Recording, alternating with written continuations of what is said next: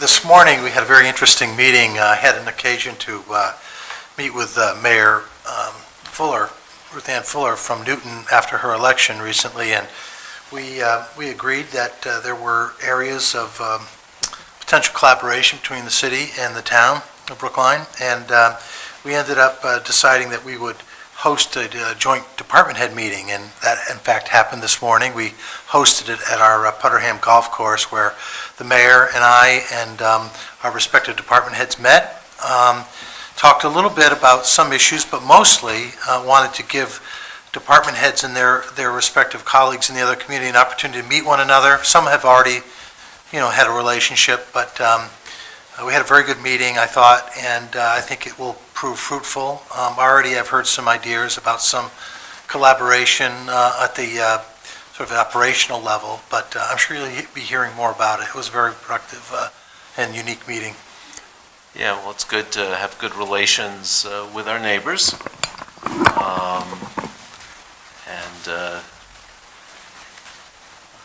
It's a good thing to happen. I'm at a loss for words as I'm trying to tap dance until we get our fifth member. I don't mean to put the chief of police on the spot, but how was chief for a day?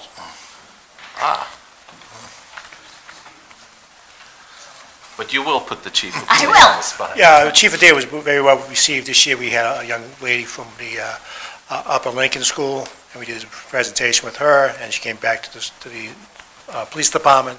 She had a staff meeting with myself and the deputies. She went on a ride along with the officers. She came into the police chief's office. We had pictures with her and her family.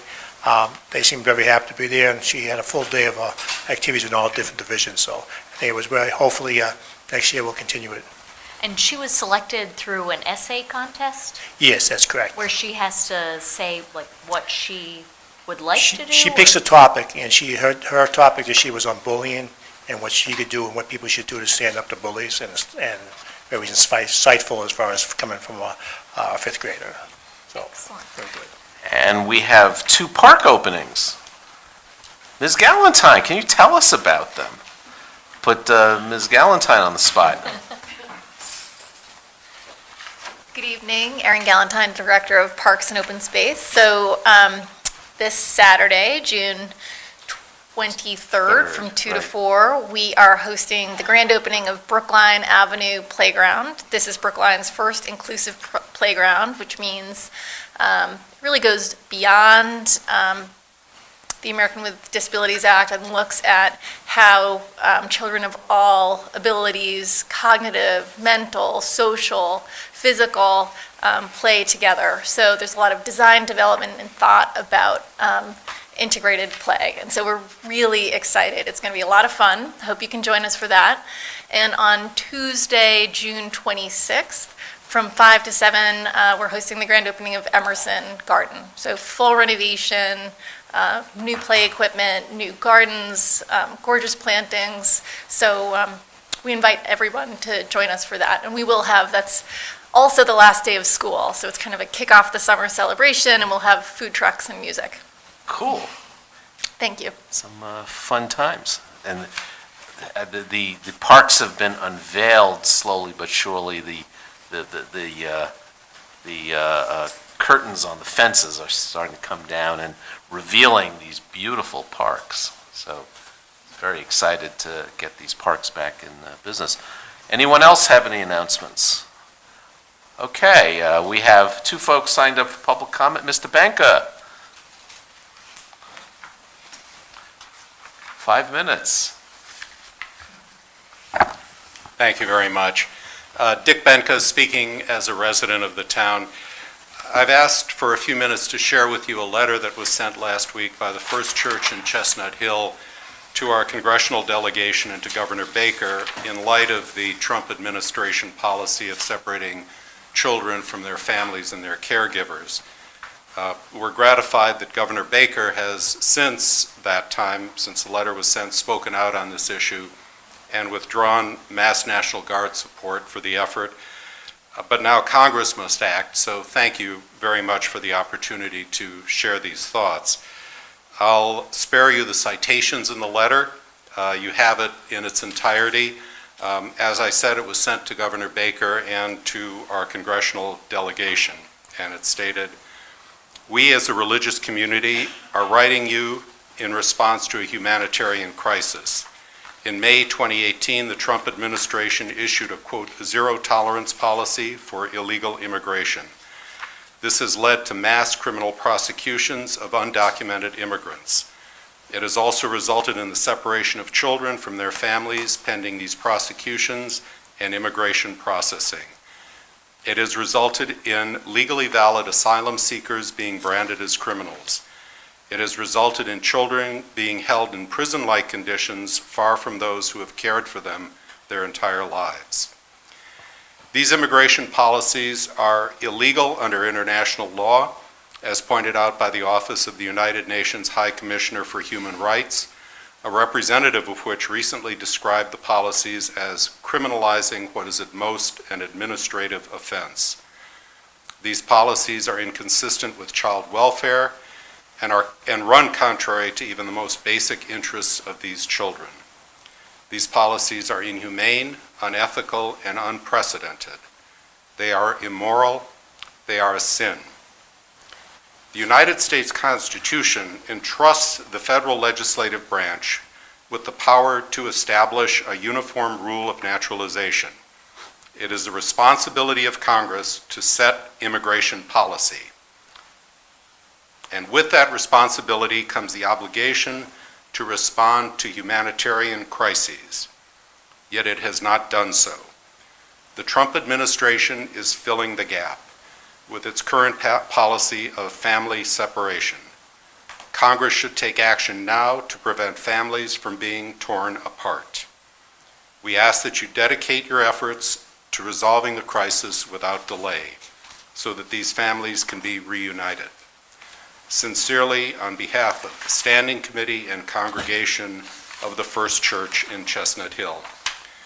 And while the First Church in Chestnut Hill is literally just on the other side of the tracks in Newton, the two signatories to this letter, Reverend Mark Caggiano, who is the minister to the church, and Werner Lowy, who is the chair of the Standing Committee, are both Brookline residents.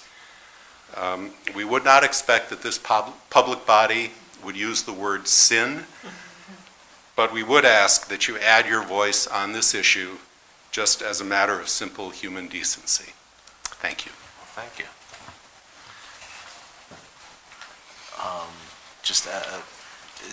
Is there a sentiment on the board to put this on the calendar next week? You mean a statement of ours? Yeah. I would want to do that. I would certainly support that. I find the appalling, I mean, you can't even, of all of the things that I disagree with that this president has done, seems to me the most despicable. Yeah, I agree. And, you know, it's in line with our policies on immigration.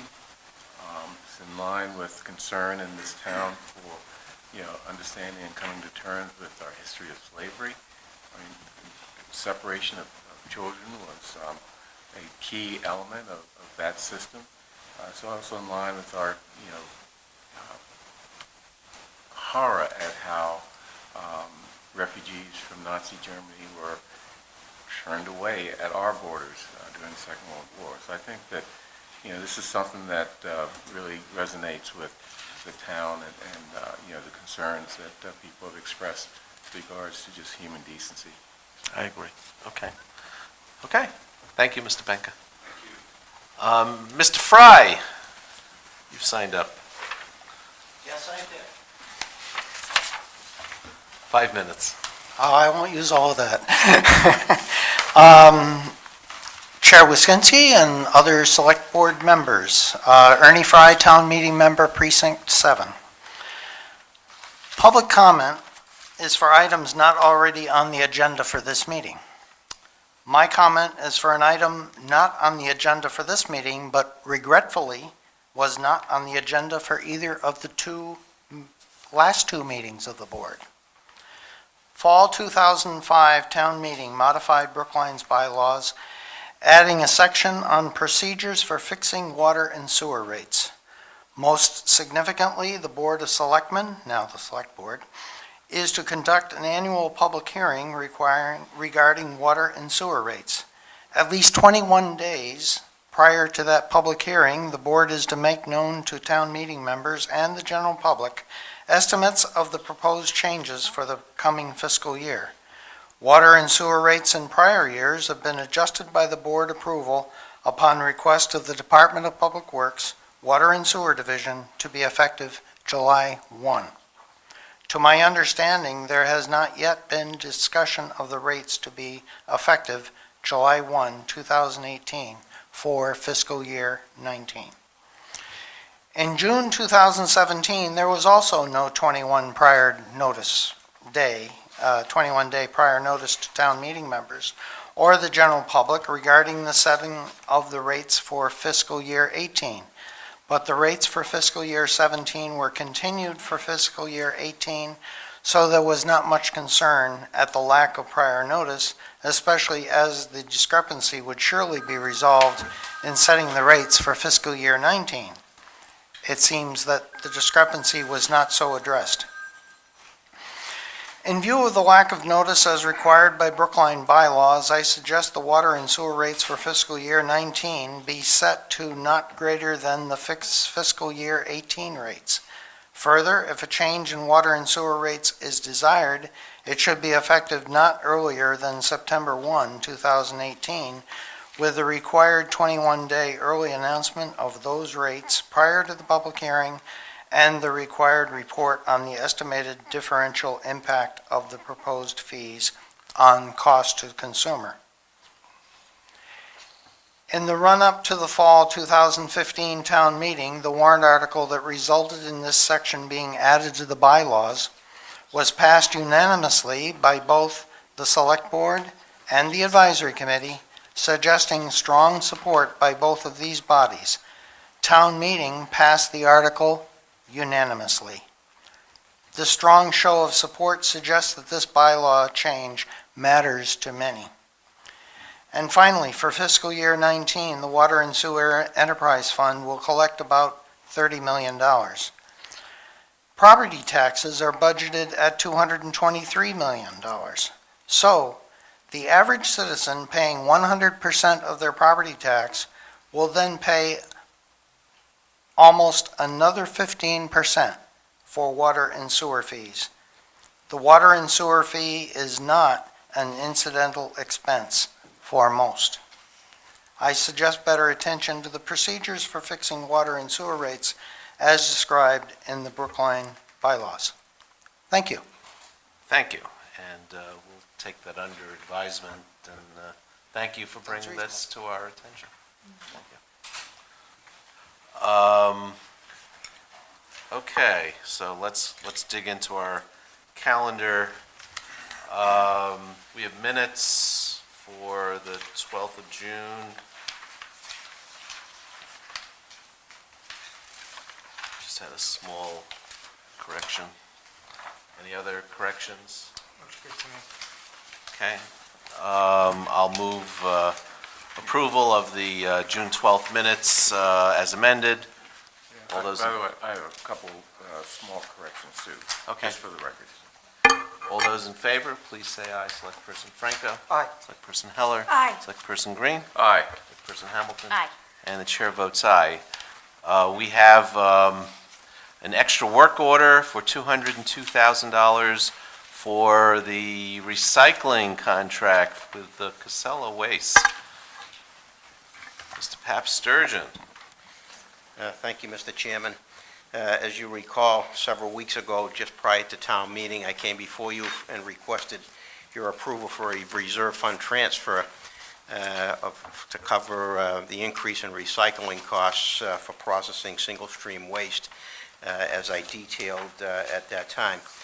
The increase was due to the change in the Chinese recycling market, all but banning all of imports from the United States and other countries that did not meet stringent contamination levels of 0.5%.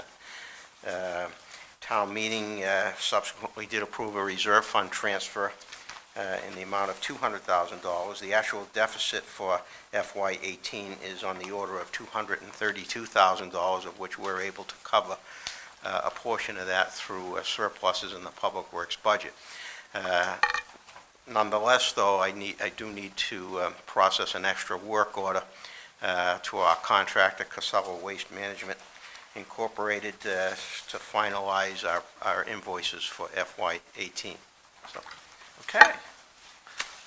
Any questions about this? We had a long discussion the other night, a couple of weeks ago about this. Then I'll move that we approve the extra work order in the amount of $202,000 for Casella Waste Management. All those in favor, please say aye. Selectperson Franco? Aye. Selectperson Heller? Aye. Selectperson Green? Aye. Selectperson Hamilton? Aye. And the chair votes aye. thank you. Thank you.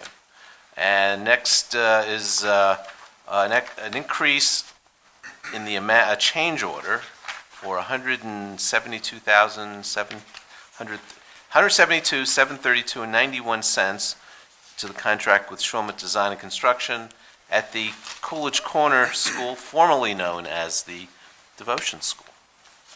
Good evening. Mr. Wiggly. Yes, good evening. This is change order number 23, as you stated correctly, and it has been approved by both the Building Commission and the school representative who signs these.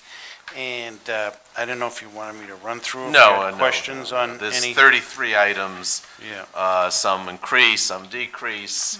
This seems like all kinds of stuff happening towards the end of a project. There's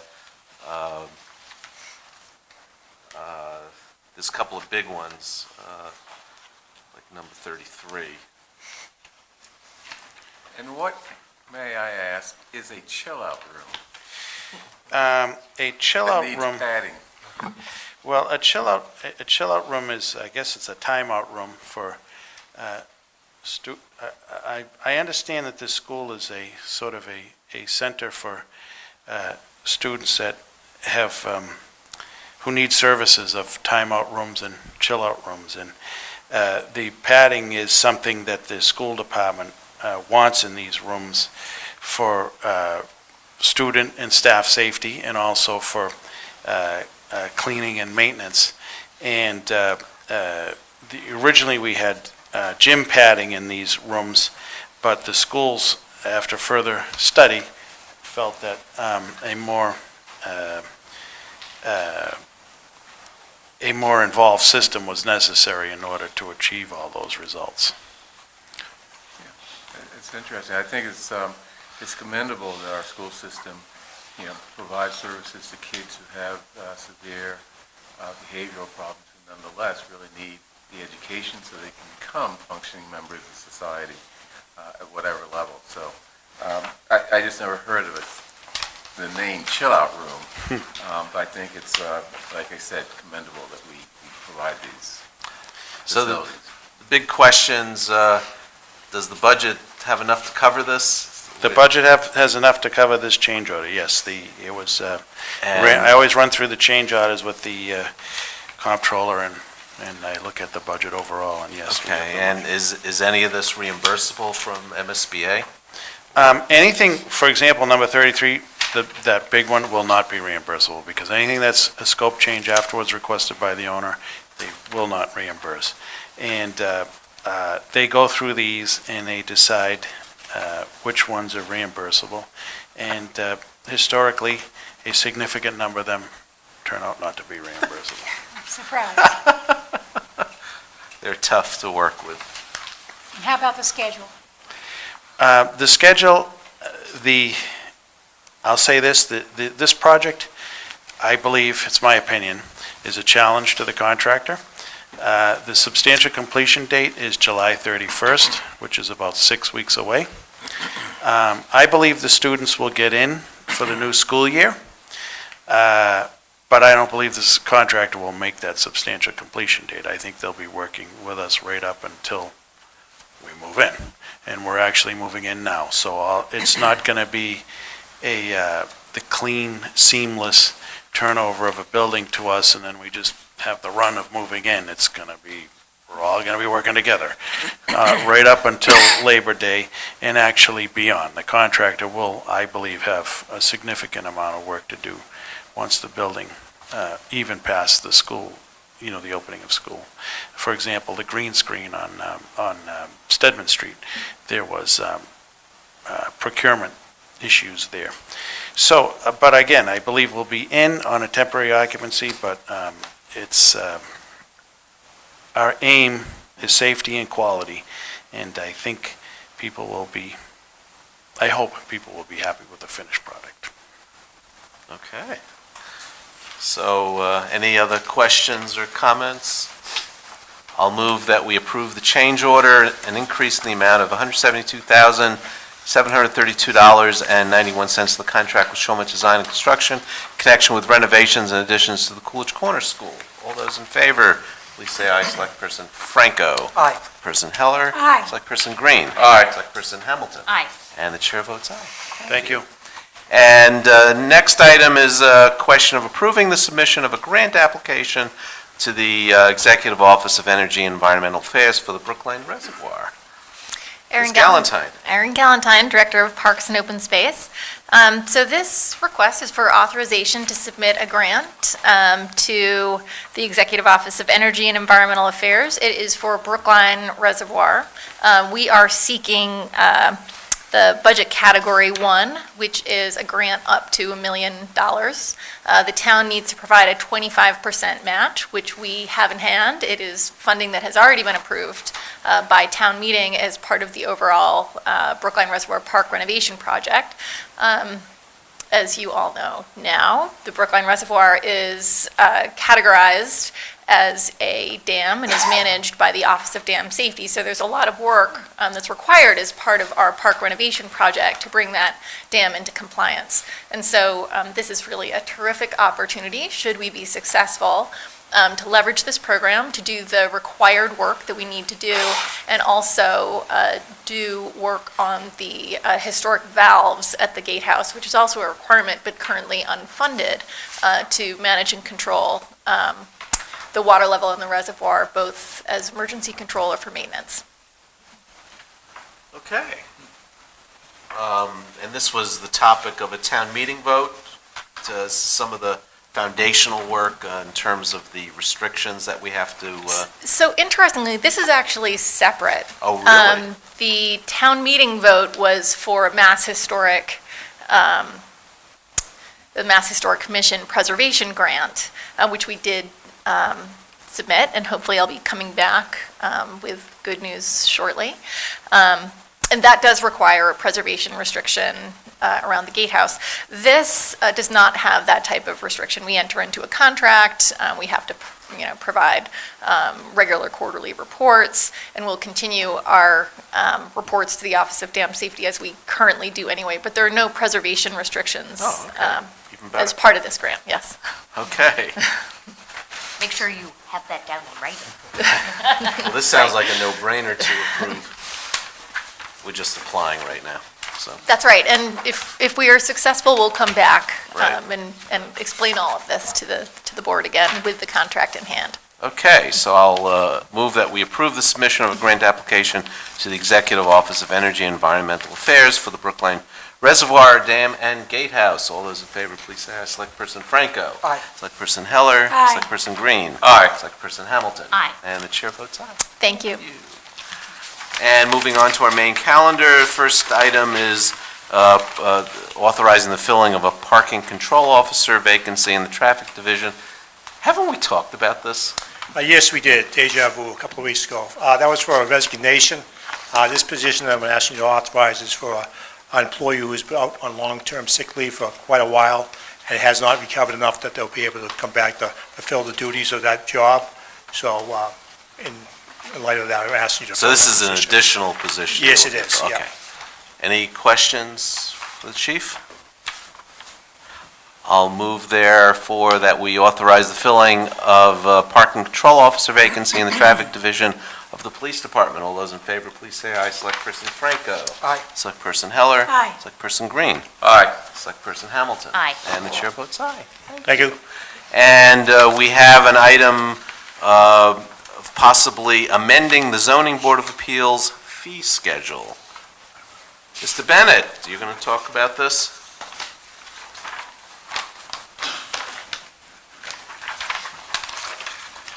Good evening. Yeah, we're requesting the selectmen vote on some amended fees for the zoning board of appeals. This is for a number of reasons. The first is as we transition into the Acela program, it is easy to have specific fees and not a sliding scale for the public. We're looking to do this online. So we've come up with a new format for the fees that essentially the larger the project, the larger the fee, the smaller the project, the smaller the fee. In addition, we reviewed these for staff time, and we feel that it's the appropriate amount to charge an applicant, and we have actually lowered one of the fees. It would be the modification for zoning board of appeals case, so that doesn't take the time that some of the others do. So we've lowered that to, I think it was $350, and then we've added a new fee for the retail marijuana applications. So if you're adding, let's say, if you're building a 3,000 square foot house,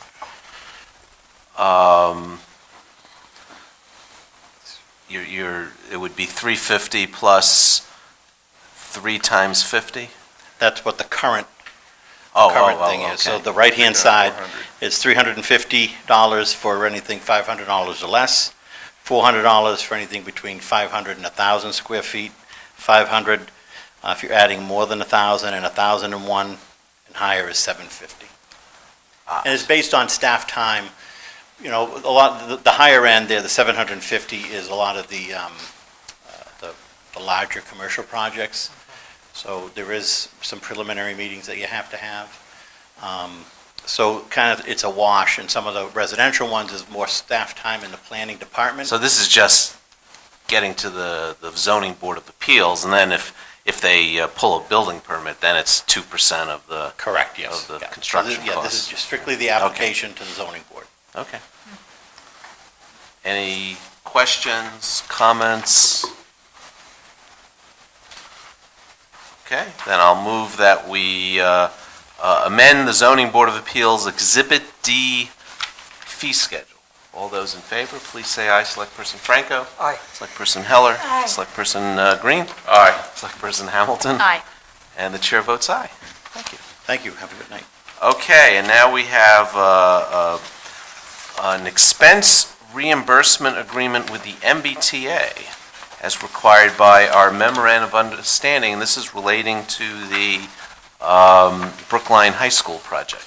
Mr. Masak, welcome. Ray Masak, Building Department. Yes, this was contemplated as part of the memorandum of agreement, and it's probably a number of reimbursement agreements that we'll have with the T, and this is for outside project management and outside counsel, and we'll be funding that with $25,000 come July 1. Okay. Oh, and the force account was envisioned Right. initially when we put the project together from a budgetary standpoint. The one thing that makes me nervous is the T is in control of this, and we're kind of trusting the T to spend our money wisely. But I guess, you know, the agreement does call for monthly reports, though we don't have right of, this is for their counsel, so, you know, we don't have right of refusal. We just have a right of audit. So I guess that's just the way this thing is going to be. It's like going to the bank for a mortgage, you know. Yeah, yeah. In speaking with outside counsel, this is their typical agreement. Yeah, we're the ones who want to build over the T, so they're in control. So, any questions from the board? Okay, I'll move that we execute an expense reimbursement agreement with the MBTA as required by the MOA executed on May 29th in connection with the Brookline High School expansion project, And I'll also move that we authorize town administrator or project manager to execute further agreements required by the MOA on behalf of the town. I'm going to add a condition to that vote that this board be provided copies of all such agreements signed by town administrator or the project manager, just so we're kept informed. These are big obligations, so I think we should be informed. For a very high-profile project. Right. So all those in favor, please say aye. Select Person Franco. Aye. Select Person Heller. Aye. Select Person Green. Aye. Select Person Hamilton. Aye. And the chair votes aye. Thank you. There's a second. I Oh, you read I did them You both did it at on the same time. Okay, we have Brookline Interactive Group with their annual report to us.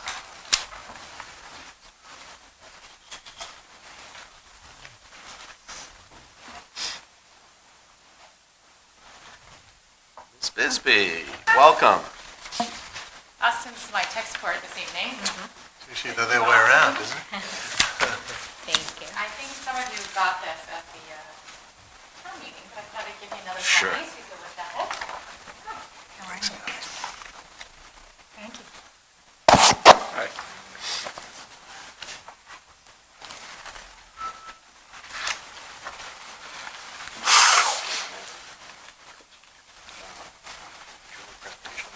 No, it's just gonna be, yeah, I'm gonna. It'll pop up. Okay. I'm a Mac person, so sometimes PCs scare me a little.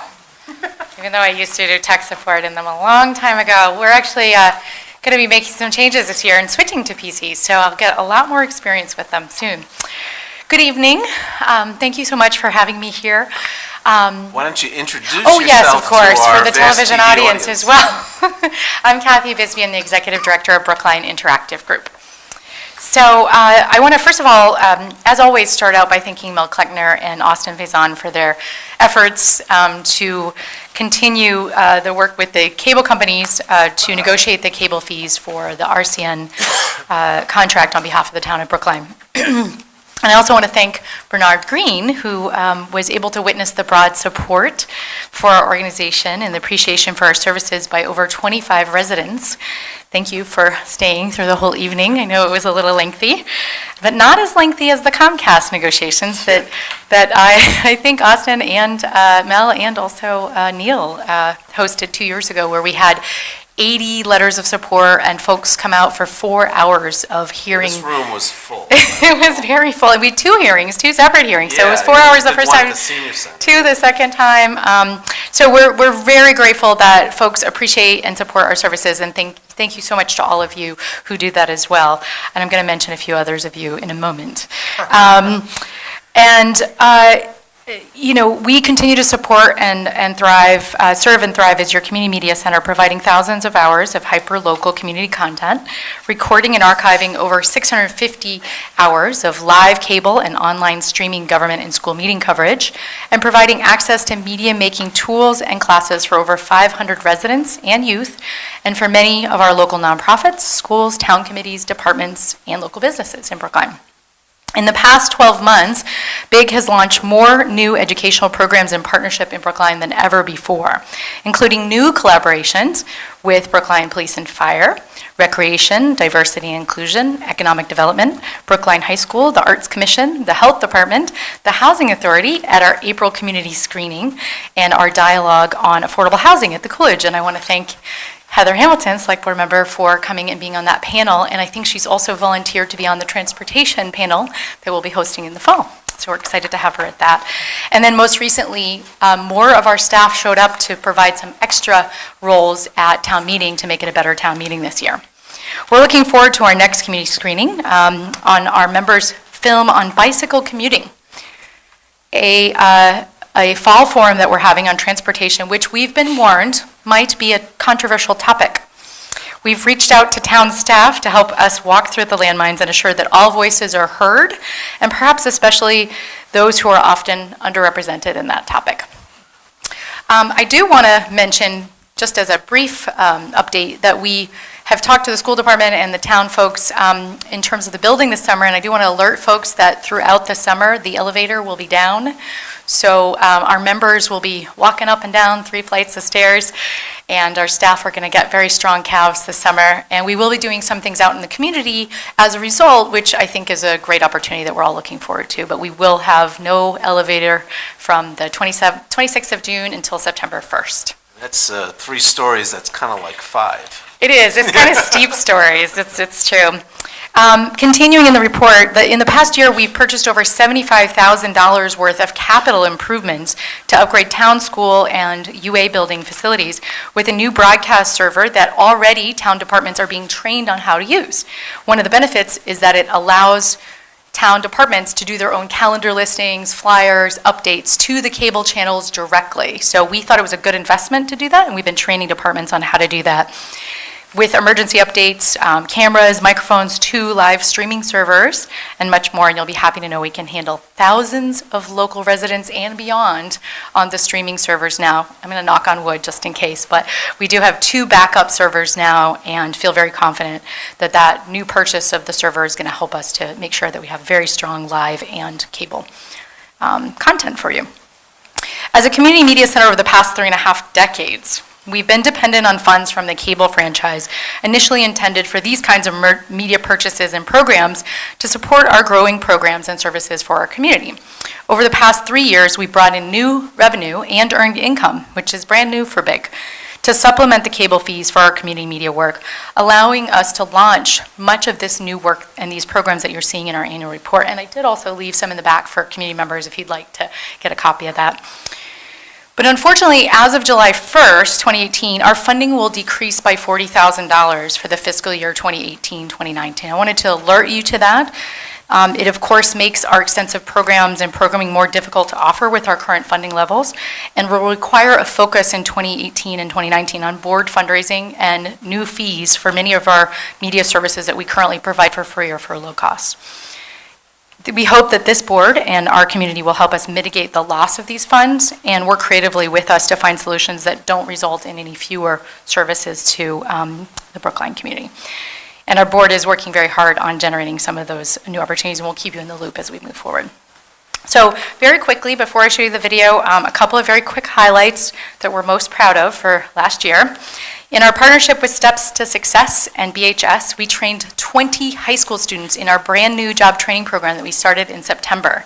It's been so exciting. It's one of my favorite programs. I have a passion for young people and for job training program in particular. 60% of these students were either low income and or students of color, and we pay them an hourly wage. So they actually get Massachusetts minimum wage for their works while they're learning video production, management, client management skills, which is really important that we teach young people these kinds of soft skills, and communication skills as they plan, shoot, and edit town events, graduation, performing arts, live studio shoots, and community events for our cable channels. So I want to thank the Community Foundation and Steps to Success and our team of students. And I'm very happy to report that the Red Sox CEO, who is a Brookline High graduate, happened to meet him at a lunch, and he invited all of our students for our job training program to a game next Tuesday. So they're going to get to go to a game, some of them for the first time ever. And they're even going to meet their counterparts in their careers in the marketing department. We're going to go 3 hours before the game, and we'll get to go meet those folks in the marketing department so that they can really get an idea of what it would be like if they continued forward in this kind of work. So we're excited about that as well. On the topic of immigration, the Community Foundation also recently provided a grant for our work documenting Brookline's immigration stories. So we've already started this last week. We had 3 folks come in and tell their immigration stories. And one of the reasons we think this is really important, given the conversation tonight, we feel that a lot of folks will say things like, well, my family came legally, why can't people today? And the fact is, many of us who came before 1924, there were no laws. We didn't come legally or illegally. And so we feel like there's a way to really represent some voices that are not generally heard in this conversation about what happened throughout our timeline as a country, and we can represent some of that as Brookline. So we are inviting the community members, if any of you have a really interesting, or not even an interesting, just an average, our family came here in 1620, or our family came here in 1880, or 2017. We'd love to hear it, and we invite you in the community to come in and tell your stories. We have an average of 16 live cable shows every month, And many programs that people come in and do, I know you know many of them. Age-Friendly Cities is in there all the time. Grandstanders, which is now featured on the Patches website as well, on updates in sports. They have all of these famous sports people coming into our facilities, and sometimes I know them if they're baseball, but otherwise, they're just really tall men usually, which is a lot of fun. Our community journalism program has done a monthly news show and shorts about different topics in the community. You can find them all on YouTube and on our cable channels. And we've trained over 250 adults and youth on making media and covering their community.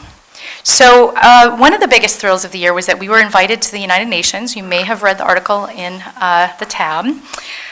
To present on emerging media. So we did some talks, and we also presented some content, and they paid for us to come to Nairobi, Kenya, which was a thrill for all of us. And also just to represent the work of Brookline as an innovator in the world. We were really proud to be there and represent Brookline and BIG as an innovator in community media. We've hosted film festivals, a film sprint, hackathons, meetups, screening at the Coolidge. We've given funds to local filmmakers like Ansley Ford, who created the wonderful film on affordable housing. We've coordinated community media arts projects, an art gallery, and collaborated with seniors, low-income residents, and students to provide access to job training, creativity, and community. And one of the most exciting and final things I want to share with you is that we won the national award for Best Public Access Television Station in the country. That's pretty amazing. Thank you. Yes, kudos to our team. Along with 3 of our members who also won awards, Marsha Hulley, Charlie Walsh, and the Grandstanders. They all won national awards as well. We look forward to finalizing our contract with the town in 2018 and continuing our work to provide access to community media in Brookline. I'll show you a quick video, and then it'll be available for any questions that you might have. And I just want to thank you again for having me here and for reading, hopefully, our annual report. And feel free to email me as well with any questions that you have. Okay. Great. And I'm going to show this, I think. Austin. Said your device is ready to use. It went somewhere. This is the problem with PCs. I can't find anything. Cool. Yep, and this was made by 3 of our staff members, actually. Shannon Ortali, who's one of our new staff members, Corbin Rydell, who's our new assistant director, and Neer Jerome, who is our lead creative designer. They did a great job. Hopefully we have audio, yeah? Probably want to make it full screen when you can.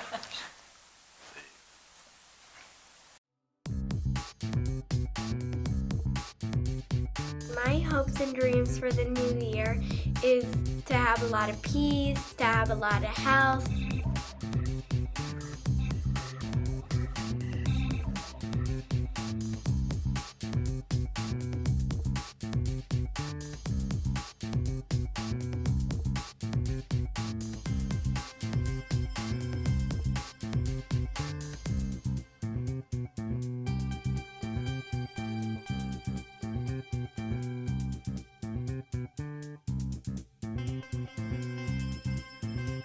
And the great thing about BIG is once you take a class, you can then come back and get help. They don't just kind of send you out there on your own.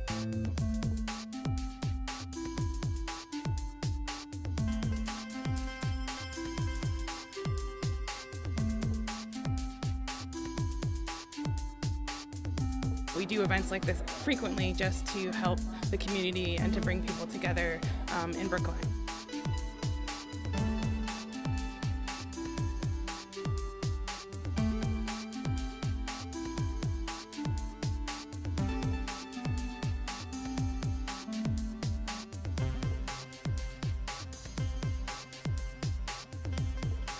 Being here today with so many hundreds of other volunteers standing up for what we believe in, I thought was really important.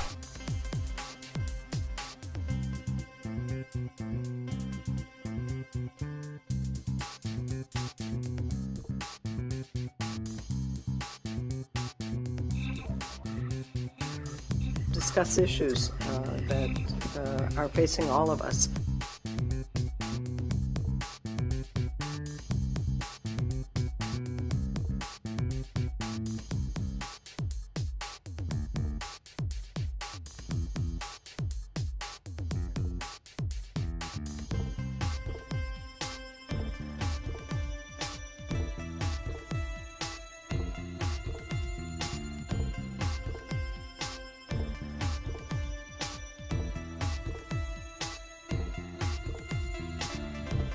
she was a genius before she even realized it.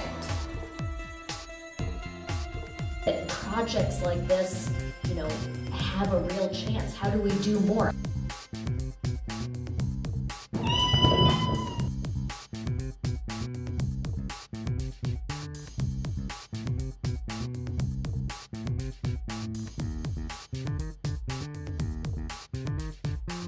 Let your voice be high.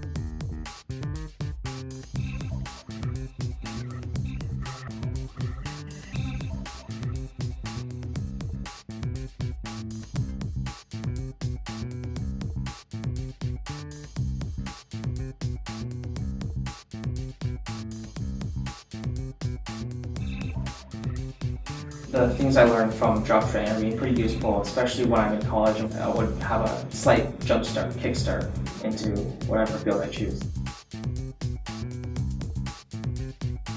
Everybody has a place at Big, and that is one of the things that I think is extraordinary about it. Everybody is welcome. Kids work there, kids show up there.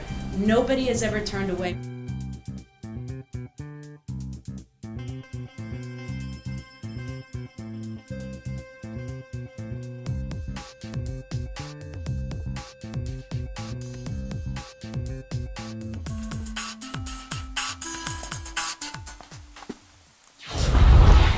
So I will say one last thing.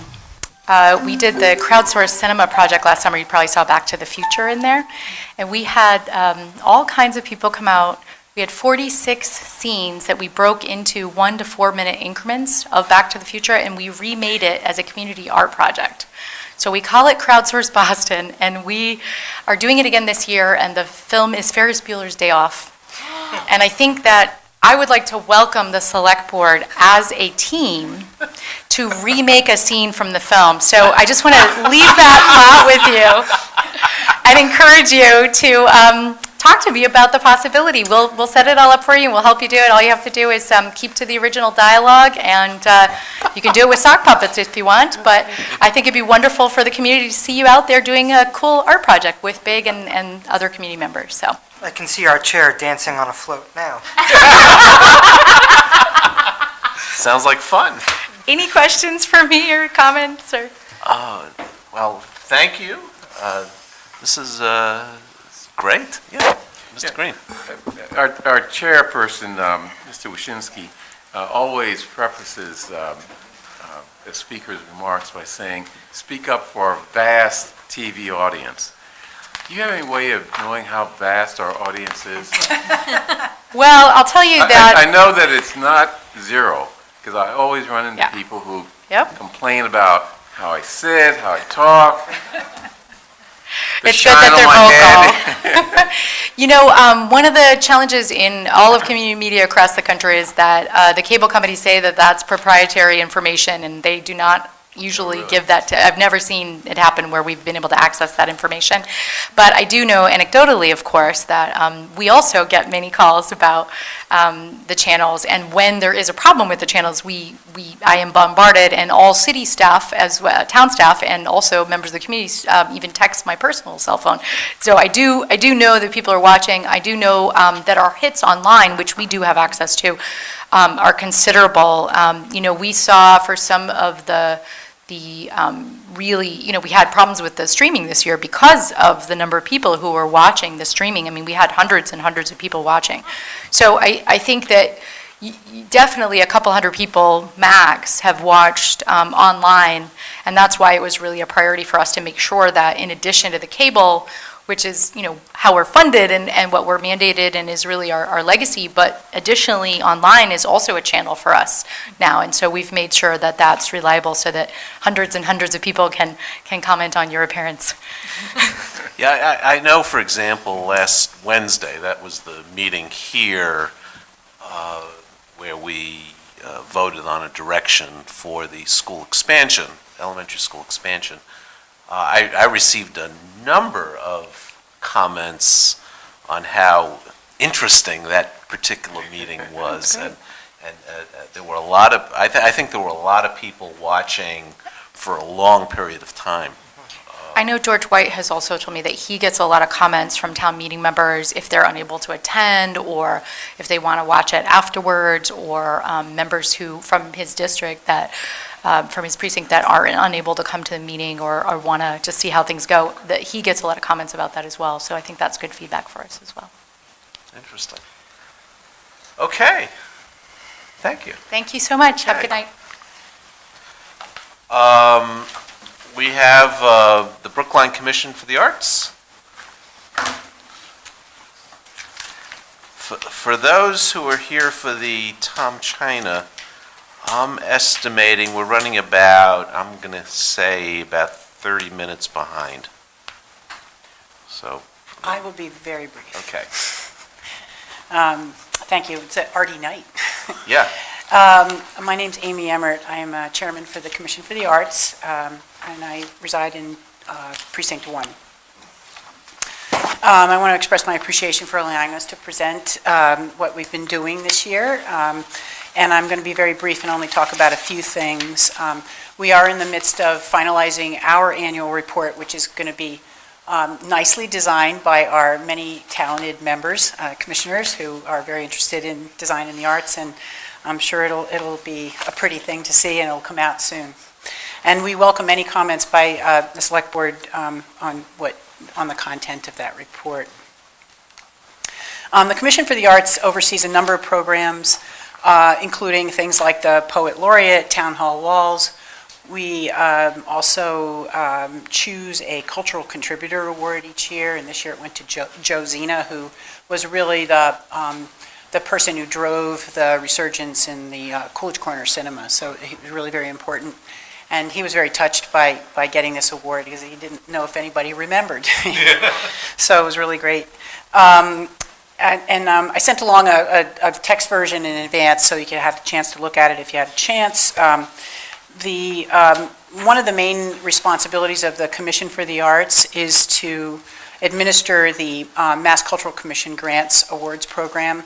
And this year we chose 16 awards and awarded a total of $11,300. They fell into 5 categories and were distributed across those categories as follows. Film, video, and new media received about 6% of the funding. Music, theater, and visual arts each received about 25%. And then culture, history, and nature category received about 19%. I provided some detail in the report on what these, some of the goals of these projects are. They're groups that do a lot with a little, and they really accomplish a great deal, and every little bit of funding helps them.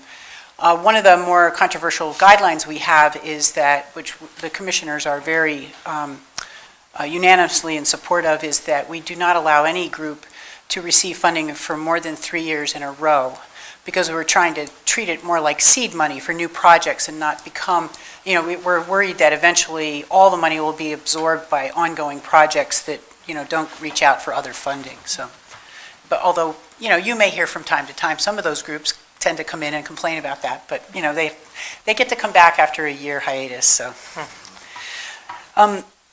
So a few things that we've accomplished this year that I would like to point out that we're proud of. We did do a cultural survey, and this was led by Commissioner Alana Lescolier. This has been very helpful for us to set our goals. Some key issues came out of that survey. I added a few graphs from the survey there. There were a number of measures.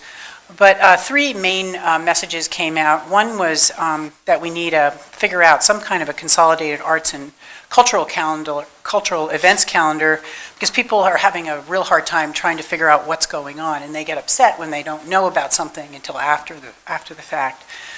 This is a challenging issue because there are cultural calendars like the Boston area cultural calendar. The problem is Brookline events just completely disappear into the mix.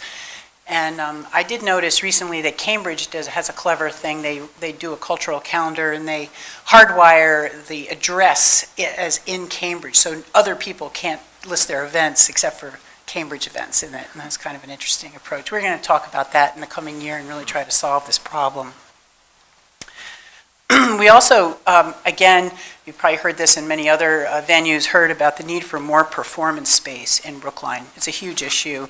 There are many, many people who want to perform, small and large groups for music and other things, and they're really making do as best they can, but there is a much bigger demand than the spaces that we have. And so we're going to continue to look for opportunities around that as well. People also want to see much more effort around public art. And I'm going to speak a little bit now about public art in Brookline. It is an issue that is very important for the community. Commissioner Elmer Sprague has been developing a historical record of the existing public art in Brookline using Smithsonian and town records and other historical sources. And he's working with BIG, actually, on a town-funded project to document the public art in Brookline for an online availability, and he's going to be annotating it with the historical information that he's gathering. And it's a very interesting project. For example, he unearthed some information about the equestrian statue out here in front of the library, which everybody goes by and doesn't think twice about. But it's actually a very interesting piece of artwork. It appears that it may be one of very few, and perhaps the only equestrian statue commissioned in the United States that depicts a soldier, a regular soldier, rather than an officer. And apparently, it was intentionally, that was the intention of the commission by the town of Brookline back in the day. And we're trying to get more information about how that happened. Public art is typically commissioned in one of two ways, permanent and temporary, so there are two different sort of streams there. Some of the temporary exhibits are wonderful. They draw people together. It sort of has an urgency and it gets people to show up and understand what the message is that they're trying to convey. But there's also great value in developing permanent public art. Many towns set aside modest amounts of money from various revenue sources so that periodic investments in public art can be made via competitions, and it's usually administered by the local commission. And also to make sure that appropriate maintenance takes place. And unfortunately, some of our public art in Brookline is badly in need of maintenance. That sculpture in particular, that equestrian statue, may need more than just a touch-up. Maintenance is an interesting issue. It can be a public event to deal with maintenance. This past weekend, I went to the Trustees of Reservations had a South End garden tour walk, self-guided, and I ended up in the Harriet Tubman Parklet there and heard all about the annual event to clean and wax the sculptures there. And they are beautiful. They're in perfect condition. And it's very similar to the John Wilson monumental head sculpture at the National Center for African American Artists in Roxbury. They have an annual clean and wax the head event, and it's very popular, and it provides an opportunity for people to get together and have some education about the work. So it's not all about, it's not always a town expense to maintain public art. There may be some significant base work and engineering work that has to be done sometimes, but typically not so. And speaking of John Wilson, the John Wilson sculpture acquisition for the town of Brookline will be the first major public art installation for quite a while, and will be funded through contributions to a fund set up by the Brookline Community Foundation, and we are well on our way to achieving that goal of being able to acquire that sculpture for Town Hall. But in general, the Commission's going to be spending a lot of time thinking about public art and thinking about some ideas that we can float on how to acquire more public art, fund more public art projects, temporary projects, and other things. The other initiative that I wanted to bring to this meeting is that the Arts Commission has approved moving forward with formal planning to begin establishing a cultural district in Brookline. Brookline does not have a cultural district, and this is a state-funded, state-run program, largely administered through the MCC. A cultural district is a designated area of town that's walkable, accessible, has a unique cultural and artistic identity, and serves as the center of cultural, artistic, and economic activity for that area, and sometimes reaching quite broadly out across the town. The Cultural Districts program creates access to various state and private funding opportunities, some which can be quite significant, particularly the capital funds associated with cultural districts and being able to revamp spaces within the district and buildings. We will be, working hard on that to bring that forward. Our goal is to get the application in by the end of this calendar year. There's a lot of work to do. There's public meetings. There are different committees that have to get together. But generally speaking, so far over the past year, as we've been building up enthusiasm about the project, a lot of great people have stepped forward and want to help, and it should be really exciting.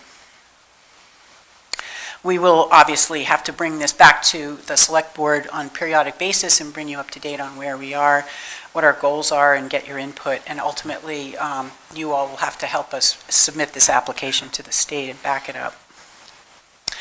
And then finally, I just wanted to mention that the Arts Commission is always looking for new members, and in particular, members with diverse perspectives on how the commission can contribute to the arts of Brookline. So if anybody knows anybody who is interested in joining the commission, we have some open spots. As always, we're very interested in any suggestions that the select board has regarding the ways that Commission for the Arts can help advance arts and culture in Brookline. Thank you for your time, and I'm happy to take any questions. Thank you. Any questions or comments from the board? This sounds like you have a lot going on. Yeah. Hope so. I'm especially excited about the John Wilson acquisition. I was talking to Rob Daves, one of the leaders of the effort, and the fundraising seems to be going well, and we're on our way. So hopefully in the near future. About two-thirds there. Yeah, we're Right. on. And we're ahead of schedule, so it should be. Yes, pretty good. it's good stuff. Just It's need great. to take it over the line. The cultural district, fill me in on the details. Is there a location that you're talking about, or? We have started to. Where is that? Yes. So we've done a lot of walking around, mapping, doing a cultural assets inventory, which is part of the process, and trying to draw some theoretical lines around what might be a good place to start. You can have multiple cultural districts in the same town. And we're settling in on Brookline Village, right here, the original center of Brookline. There are a number of reasons for that. One is when you really get down to it and start looking at who's here, you're also inventorying actual artists and people who live in the area, as well as businesses that are trying to make business out of culture and arts. Brookline Village is actually amazingly rich. It also has this nice architectural cohesiveness. It has a lot of history to bring out. It's a lot, and it's an interesting place to walk around. The cultural districts, what you do is you work. One of the subcommittees is a public space, public art, wayfinding, that sort of thing, transportation team that focuses on kiosks and historical, bringing historical information from the committee that does all the history, to make it available for folks to read and learn about. And that's also the whole public space part of the cultural district is also an area where there are different kinds of funding mechanisms to help improve those public spaces. But we're thinking about Brookline Village. We had our first meeting, sort of a key stakeholder meeting just about a week ago. And we did get some expression from some folks from Coolidge Corner that we should also do a Coolidge Corner Cultural District and try to do two cultural districts at the same time. So that's the kind of debate we're having right now to try to determine what would be the best first step forward with this project. Is there any thought to developing like in many cities, an artist incubator? Yes, artistic incubator. Absolutely. And in fact, There are state program, I attended a few meetings out, with other groups, and there are state resources available to help with, laying out the opportunities for landlords who have buildings that they don't know quite what to do with right now, and to understand what a arts benevolent landlord can do and the kinds of things that they might be able to do to enhance, to open up an opportunity for both affordable housing for artists as well as studio spaces and incubator type spaces. Just a quick word on the public art inventory and chronicling project. I think that's especially important. I hope, and I'm sure it does, include both publicly owned public art, but also privately owned public art, arts that sits on private That everybody property. looks at all the time. Everybody right? looks at. I will make sure that it's doing that. And I think that this inventory and chronicling is a great first step. I think an opportunity, once we know what is out there, is to try and link it together. So you can create arts walks or some sort of resource where people can learn more about something that they may pass by every day and not know the history of. One of the great pleasures in life, from my opinion, is to stumble upon a piece of art in an unexpected place. And I think this this project by Elmer Sprague is a great first step to opening up some privately owned spaces where art might exist, to linking together art into a cohesive whole, doing some education, and ultimately helping people to understand the value that public art can bring to a public space. Yeah, that's great. That's so well said. Thank you. I think we need to move on. Okay, So, thank you very much. Thank you very much. Right. Okay. Next item up is the application of New England Treatment Access for alternate manager, Harrison Rovner.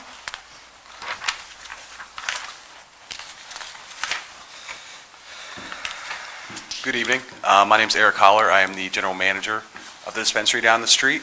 We are here this evening to gain approval of Harrison Rovner, one of our new team leads, as an alternate manager with the town.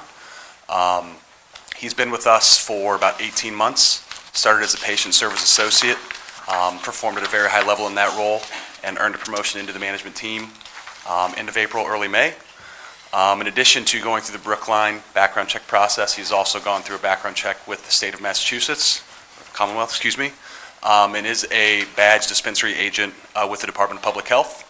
At this time, we welcome any questions you have for myself or Harry.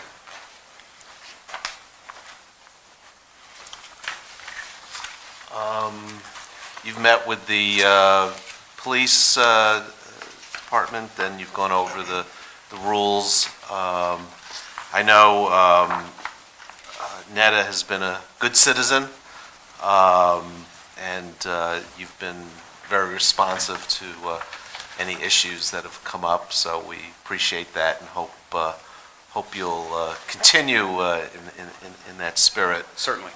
Especially, we anticipate you're applying for, under the new law, to become a adult use dispensary. Yeah, that's correct. We are still in the application process, but have not quite gotten to the finish line with that one yet. Okay. Any questions? Okay. So I will move that we approve the application of a New England Treatment Access Registered Marijuana Dispensary, 160 Washington Street, for an alternate manager, Harrison Rovner. All those in favor, please say aye. Select Person Franco. Aye. Select Person Heller. Aye. Select Person Green. Aye. Select Person Hamilton. Aye. And the chair votes aye. Thank you. Thank you. Okay. And next up is a public hearing on the 2019 Annual Community Development Block Grant Action Plan. And I hope, Mr. Viola, you'll summarize it quickly, and then we'll take as much public comment as the public wants to give us. Sure. Good evening, Joe Viola, Assistant Director for Community Planning. As the Chair mentioned, this public hearing is related to the fiscal 19 CBG Annual Action Plan. HUD requires that we have a public comment process as part of our annual process. Planning staff placed a legal notice advertising the availability of our draft plan this past May. As of this week, the 30-day public comment period has elapsed, and that is why we're here tonight for our public hearing. Town's annual action plan tells essentially citizens and HUD how we plan to use our CDBG block grant funds for the upcoming fiscal year. And also, the public hearing gives one last opportunity for public comment before we take any comments we receive tonight, revise the plan, and submit it to HUD for approval. The actual process for programming funds began this past January. Every year we release a request for proposals for competitive applications. The Town CDBG Advisory Committee, led by Select Board Member Franco, reviewed applications at 2 meetings this past February and March. And we used an assumption of $1.34 million, which was our level funding for last year's CDBG to inform the committee's deliberations. And a bit of good news, we actually received an increase this year. We actually received $1.41 million from HUD. And we made an adjustment to the committee's recommendations based on discussions we had at the deliberation meetings. So those increases were based on direction that we received over 2 nights when we had our public meetings. The committee's funding recommendations were included in your packet for review. Just quickly, they reflect the committee's wishes that in the event we did receive an increase, that we would fully fund public service activities to the greatest extent possible. We were able actually to fully fund all of our public service activities, which is a pretty good outcome. As well, the committee deliberated on housing activities. The committee was able to fund 3 capital improvement projects for the Brookline Housing Authority, as well as provide additional funding for JCHE's 62 units of senior housing at Temple KI. And finally, committee recommended for additional funding for Gateway East right-of-way acquisition funds for all the temporary and permanent easements that we need to acquire.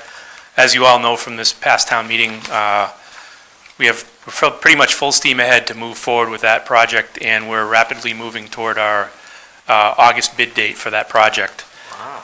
So with that, that's a very quick overview of the committee process and the funding recommendations, and I'm here to request that the chair invite public comment on the annual action plan, and of course, I'm here to answer any questions. Okay, so there's some really worthy projects receiving funding through the CDBG process. It's heartening that there was a little bit of a bump, especially given what we've been hearing coming out of Washington, which hasn't been good news for this particular program, but it's been protected by our members of Congress to a degree. So that's a good thing. But the administration continues, the Trump administration, God, it's hard to say that, is continuing to try to kill this program. But we'll continue to do good things with it as long as it's available. Are there any members of the public who wish to speak on the CDBG block grant? Okay, I see none. Any comments from the board? Mr. Green. Isn't it ironical that CDBG program came into being under Richard Nixon as a conservative attempt to reduce government spending in community programs, and now that's being killed by whatever the current administration is. But at any rate, we're trying to kill it. Trying to kill it. Somewhat related, one of the requirements in this and other federal grants is, or at least in this grant, is a requirement that we adopt in terms of the programming, a no excessive force policy. I just want to highlight that as something that maybe something we're going to be losing going forward. But it is important in terms of the right of people to demonstrate nonviolently, civil rights and other issues in connection with these programs. But let me just say that the pagination in the application is off, so it may just be our copies, but... It may be, and we'll give it one more final edit before it's sent. But I'm pretty sure we had some, when we enter it into the computer program that spits out the document, there's sometimes some errors that occur in the Word document, but we will certainly fix that before it's submitted.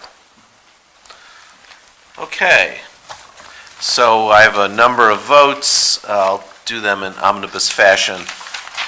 So I'll move that we approve the submission of the FY 2019 Federal Fiscal Year 18 CDBG Annual Action Plan to the U.S. Department of Housing and Urban Development. I'll also move that we authorize the chair to execute the application of federal assistance, an SF 424, and other certifications required for submission of the FY 2019 Annual Action Plan. And I'll also move that we authorize the Director of Planning and Community Development to execute required environmental review documents on behalf of the town for the fiscal 19 CDBG funded projects. All those in favor, please say aye. Select Person Franco? Aye. Select Person Heller? Aye. Select Person Green? Aye. Select Person Hamilton? Aye. And the chair votes aye. Okay, Great. thank you. Thank you.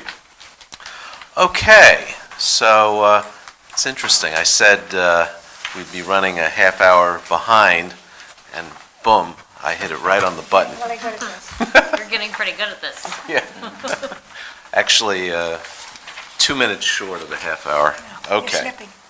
So, moving on to the public hearing on whether the common victualler license held by Tom China Restaurant, Inc., doing business as Tom China Kosher Restaurant, Andy Chung, manager, at 423A to 425 Harvard Street should be modified, suspended, revoked, canceled, or not renewed for the 2019 annual licensing period, or set any other conditions precedent to any modification, restatement, or renewal of such license.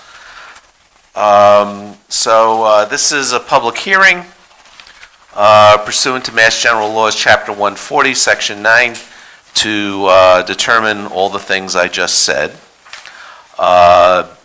based on the charge that partially nude persons using the licensed premises women's bathroom were secretly videotaped in violation of Chapter 140, Section 9 of the Massachusetts General Laws, in violation of Section A14 of the town's prepared food sales regulations.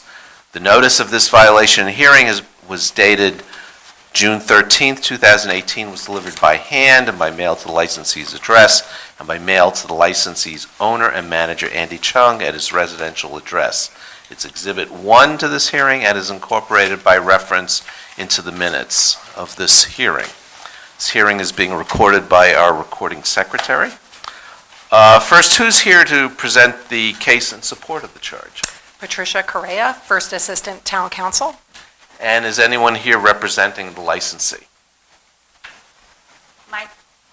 My name is Mei Hui Hu. I represent the licensee.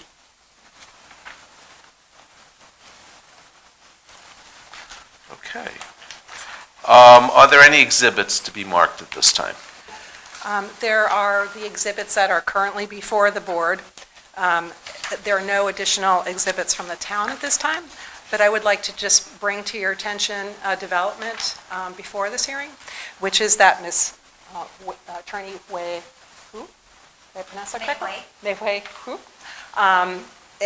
was retained by the new manager of the business, who is the former partner of Mr. Chung.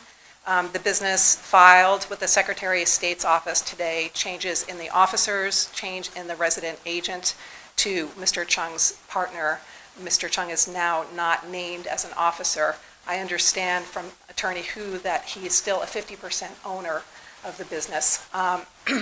But she has just been retained and is has some information for the board tonight, but not full information for the board tonight. We do have the two detectives here to testify.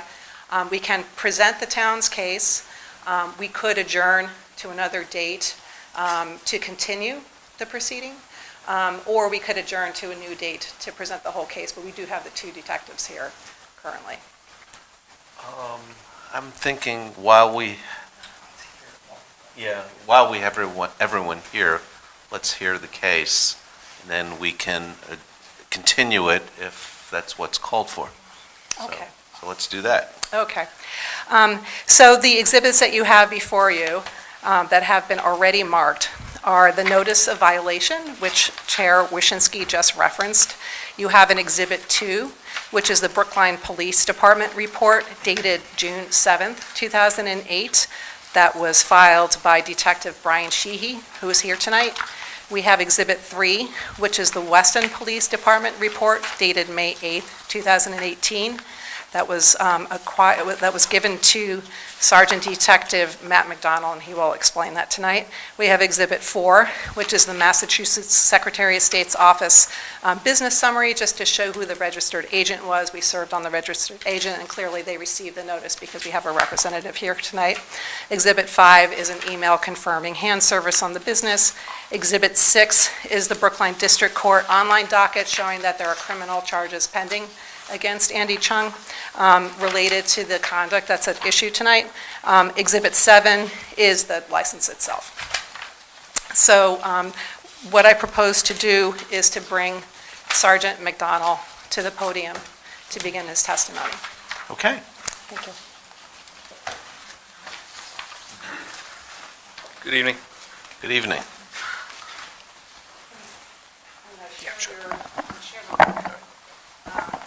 Can you please state your full name Matthew McDonald. and your position? I'm a detective sergeant with the police department And how long have you been a member of the police department? since January of 2005. Did the restaurant Tam China come to your attention fairly recently? Yes, it did. First in the month of April 10th. And how did that occur? On April 10th, I was contacted by Sergeant Detective Boehner from the Weston Police Department, who informed me that they had an ongoing investigation which they believed may have a linkage to Brookline, in a particular restaurant here in Brookline, Tam China at 423 Harvard Street. And what else did he tell you, if anything? He informed me that they had an ongoing investigation in which they executed a search warrant at the residence of who they believe to be the owner or one of the owners of Tam China, Mr. Tse Ping Chung. They had conducted a search warrant in which they seized a number of electronic devices, including cell phones and iPads, as well as cameras. And then they processed that evidence, which included forensic analysis conducted by the Middlesex County Sheriff's Department Forensic Analysis Unit, in particular a Sheriff Schwab, I believe is his name. From a number of those files from those devices, they believed there were recordings of individuals depicted within the restaurant, and that is because they had knowledge that Mr. Chung was a restaurant owner. Throughout their investigation, as well as through interviews with his family members during their investigation, during the execution of the search warrant, etc. Did you receive any kind of photo or picture from Weston Police Department? Yes, we did. On May 16th, Detective Brian Sheehy, who will speak, I believe, picked up evidence discs from Sheriff Schwab, and after May 16th, we then began a review of the evidence that was provided to us. And did you view any of the footage that was provided from the Sheriff's Office? Yes, I did, and prior to that, also on April 10th, I had received a photo, or a few photos of the bathroom that they believed was at the restaurant Tam China, And on April 10th, I assigned a couple of plainclothes detectives to go to that business in an undercover capacity in which they viewed the bathrooms there and confirmed that they were the same bathrooms. Due to the background, particular detail in the tiles, as well as other items within the bathroom, such as a stack of chairs, a mop bucket, etc. And that was on April 10th, the first day we received any information about the investigation. And to what extent did you personally review the videotape footage that you acquired from the Sheriff's Department? I reviewed it, the majority of it, between May 16th and June 7th with Detective Sheehy. I can't say I reviewed it all, but he most definitely reviewed all of the video evidence. And can you just very generally say what you saw on the video? There were hundreds of video files which depict women within the bathroom in states of nudity, mostly in the capacity of them going to the bathroom. There are close-ups of female genitalia while they're going to the bathroom, while they're cleaning themselves after going to the bathroom, different angles from various different dates from the video files that we received. After reviewing the footage, what happened next? If I could just add one thing, from reviewing the video files, the majority that I viewed, and probably all of them that Detective Sheehy viewed, it's clear that nobody in the videos has any knowledge that the video cameras were within the bathroom. Why do you say that? They never make eye contact with the video cameras that were present, and I further on in the investigation, one individual that we identified also confirmed that she had no knowledge of them. What happened after you completed the review of the video files? So on June 7th, or shortly before then, within a few days before that, we had reviewed all the video files. We cataloged them by who we believed was the same individual depicted in multiple dates of the videos, and we organized them in that fashion and in chronological order. And we wanted to wait till the completion of the review of the videos in the event that we did have an opportunity to speak to who we believed to be the suspect, who was Mr. T-Ping Chung. Did you go to the restaurant at some point? Yes, we did. On June 7th, we went to the restaurant. And what happened then? Our intention at the restaurant was to speak to the manager or the owner who was present in order to assist us with identifying people who may be depicted in the videos. I can say, due to the frequency of the videos, or some of the individuals depicted in the videos, we did believe that it was a possibility some of the people depicted may be employees of the business and also patrons of the business. So on June 7th, we went to the business. As we were about to enter outside, we observed who we believed to be Mr. Chung walking in. We then walked in behind him, identified ourselves as Brookline detectives, informed him why we were there, that we were not there to conduct an interview of him due to his already legal representation out of Weston on that legal matter. And then we just informed him that we would be seeking his assistance in trying to identify anybody depicted in the videos. And that included being able to speak freely with his employees during the course of their employment, or any patrons that we may have recognized during that time. Did you recognize anybody on the premises? Yes, we did. In addition to Mr. Chung, we did recognize one individual, an employee of the business, and they were recognized from the viewing of the videos. Specifically, this employee was depicted in approximately, I can say at least as of right now, 15 videos in a state of nudity in that fashion within the bathroom. Did you speak with her? Yes, we did. We spoke with her. We identified her. Also informed her why we were there, the nature of the investigation. We showed her some photos and confirmed that after she identified herself in a number of the photos, we confirmed that through her own words that she had no knowledge of it, nor did she give any sort of consent to be videotaped in that fashion at that location. Thank you. I think I'd like to conclude my questioning and offer the board the opportunity to ask questions, and also the business's attorney the opportunity to ask Okay. any questions. Any questions from the board? Then-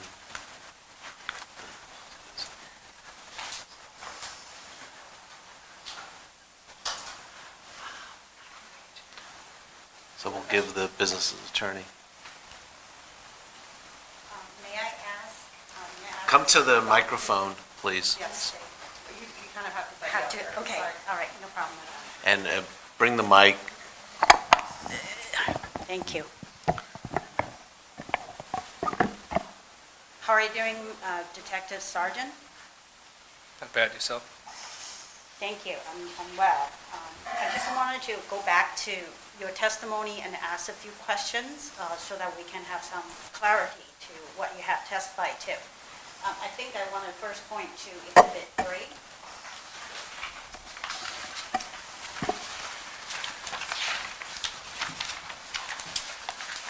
Would you please identify, thank you. Would you please identify to the member of the board as what it is? Exhibit 3 is a supplemental police report from the West End Police Department. And could you let us know the date that was entered, basically the date that was prepared? I personally don't know, but the paper reflects entered on May 8th, 2018. In other words, May 8th of 2018, when this police report was generated in the town of, by the sheriff detective of town of Weston, this preceded your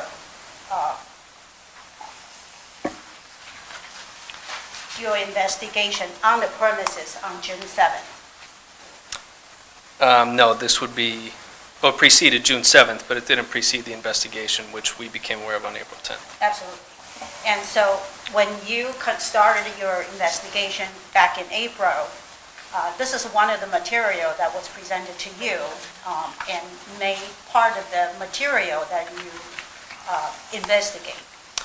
Initially, in April, this was not presented to me, just verbal specifics of the case from the detective sergeant from Weston.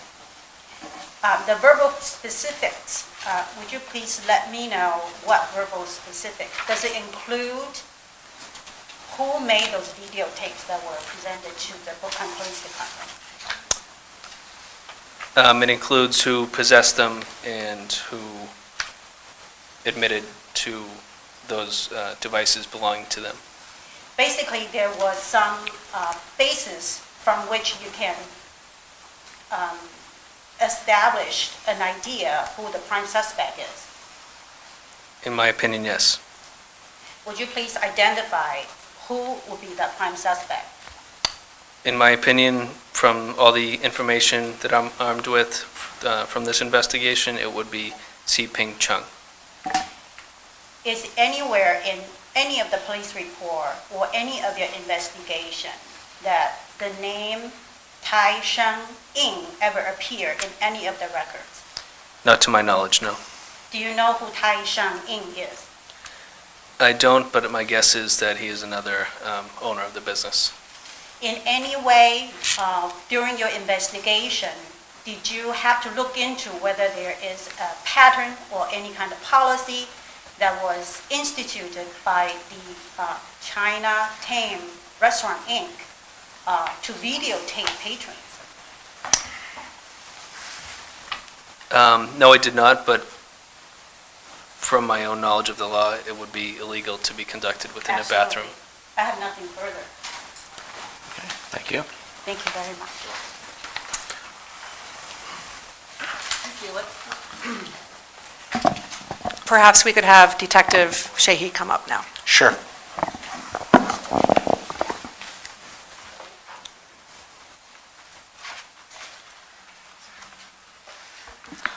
Good evening. Would you please state your name? Good evening. My name is Brian Sheehy. What is your position? I'm a detective with the Brookline Police Department. And how long have you been with the Brookline Police Department? I've been a police officer since November of 2014 and a detective since January of this year. Have you been involved with the investigation into Andy Chung and Tam China? Yes, ma'am. And what was your first involvement? On April 10th, as the detective sergeant had mentioned, he relayed to me some information regarding the possibility that videos were being made of patrons using the restroom at Tam China, 423 Harvard Street.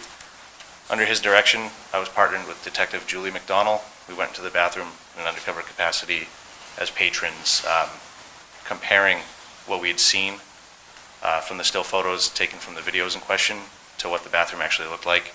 Through that, we were able to confirm that the bathroom in the video and the bathroom in the restaurant were one and the same.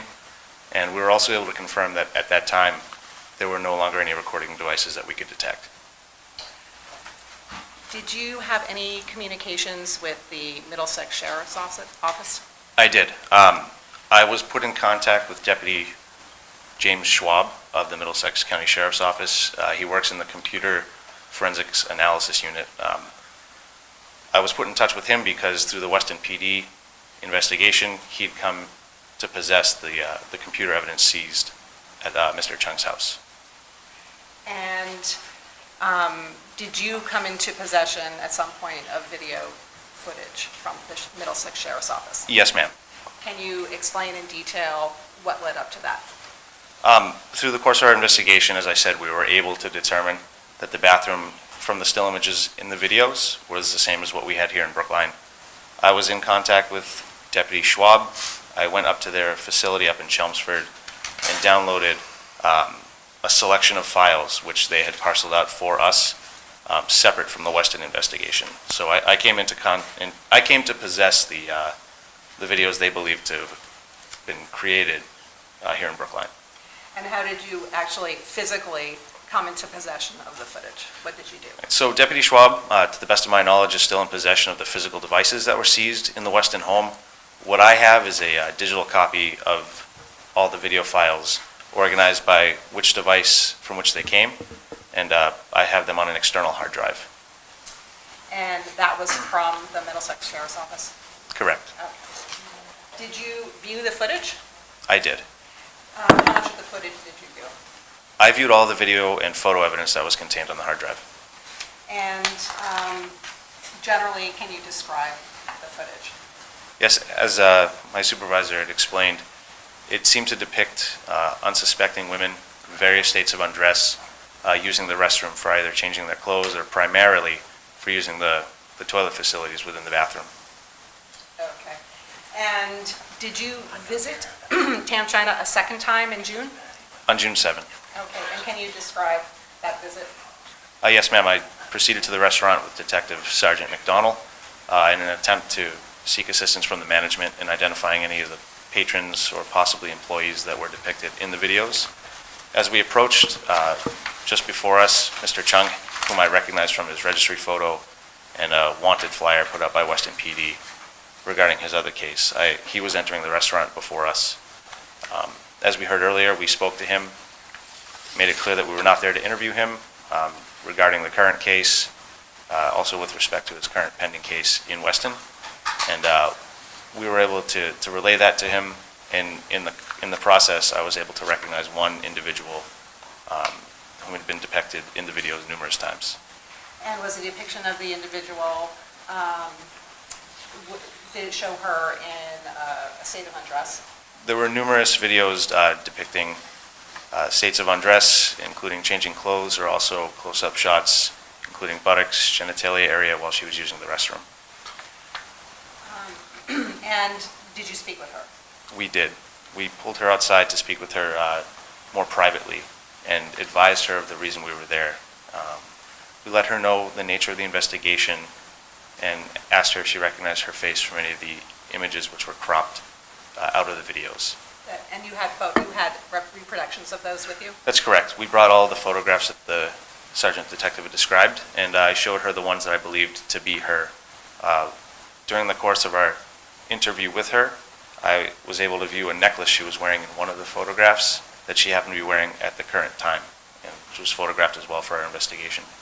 And what did she tell you in terms of her knowledge of the surveillance? So we specifically asked her if she'd ever given anybody permission to record her in that fashion, or if she had any knowledge that somebody had, and she said absolutely not, she did not. Did you review file properties for the surveillance as you reviewed the footage? I did. Each file had a unique name, apparently generated by a computer, much like a serial number. So in any videos that I was able to extract a facial image or some other distinct way of identifying the patron, I would compare that to a forensic report, which was also attached electronically. Within the contents of that electronic report were what we believe to be the property files with date and time created. And what did you observe in terms of the date and time of the footage? The videos that I possessed in the investigation seem to have started June of 2015 and have ended February of 2018 at sporadic points, different time periods. I'm going to show you what's been marked as Exhibit 2. Can you say what that is? That is a redacted copy of my initial police report. Thank you. I do not have any further questions. Does the board have any? Any questions from the board? The business's attorney? I just have, Detective Sergeant, I have just two follow-up questions. One is, on June 7th, when you went to the business premises on Harvard Street, were you able to find any kind of camera or any kind of recording devices in the bathroom? No. And the video footages that you reviewed, what are the approximate dates? Is it fair to say that they all predate April of 2018? Yes. I have nothing further. Okay. So that is the town's case. You have the exhibits. I would point out to you in particular that the Weston Police Report, Exhibit 3, notes the difference in name, that Mr. Chung is known as Andy Chung, and that is the person who's on the license. So I think that perhaps at this point, maybe we give the business's attorney the opportunity to update the board about what is happening. Okay, and then I'd like to take some public comment, anyone from the public who wishes to speak about this. But sure. Could I? Yeah. Patty, could I ask a question about the Weston Police Department? A lot of the report is redacted, so I'm not sure why the Weston Police were going to Mr. Chung's house. So that is in connection with a different criminal matter that has also received some press. So you may find some articles about that, but that is not something that is presented as part of this case. Okay, that's what I wanted to know. Yes. The Middlesex DA's office issued a press release about a different criminal matter involving Mr. Chung. Okay, thank you. Yes, ma'am. Good evening. I just wanted to first identify myself. I'm an attorney, but mostly in this difficult situation, I need to let the board know who I represent. It's important for me today, right now, to represent the business, but at the same time, this is a partnership. It's a 50-50 business. The 50% of the share is owned by Mr. Andy Chung, who is not here today, and who is the prime suspect, knowing that he is still under investigation, knowing that there are still many cases of, shocking cases that are under criminal investigation. There is another 50% that's owned by Mr. Tai Sheng Ying, whose name I mentioned a couple times earlier. He is the innocent shareholder. He's known as Chef Ying over the 20 years in the Brookline area where he runs the restaurant was with Andy Chong. Chef Ng came in yesterday, hired me, and I was not even given the notice. This notice was sent correctly to the registered agent of the corporation, which is Mr. Andy Chong. But Mr. Chong is a resident of Weston, and he no longer come to the restaurant anymore after the day that he was escorted away on June 7th.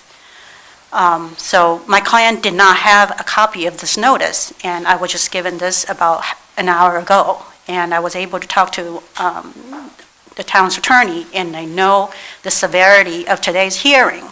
I was prepared. At first, I was prepared to let the board know that we are taking steps,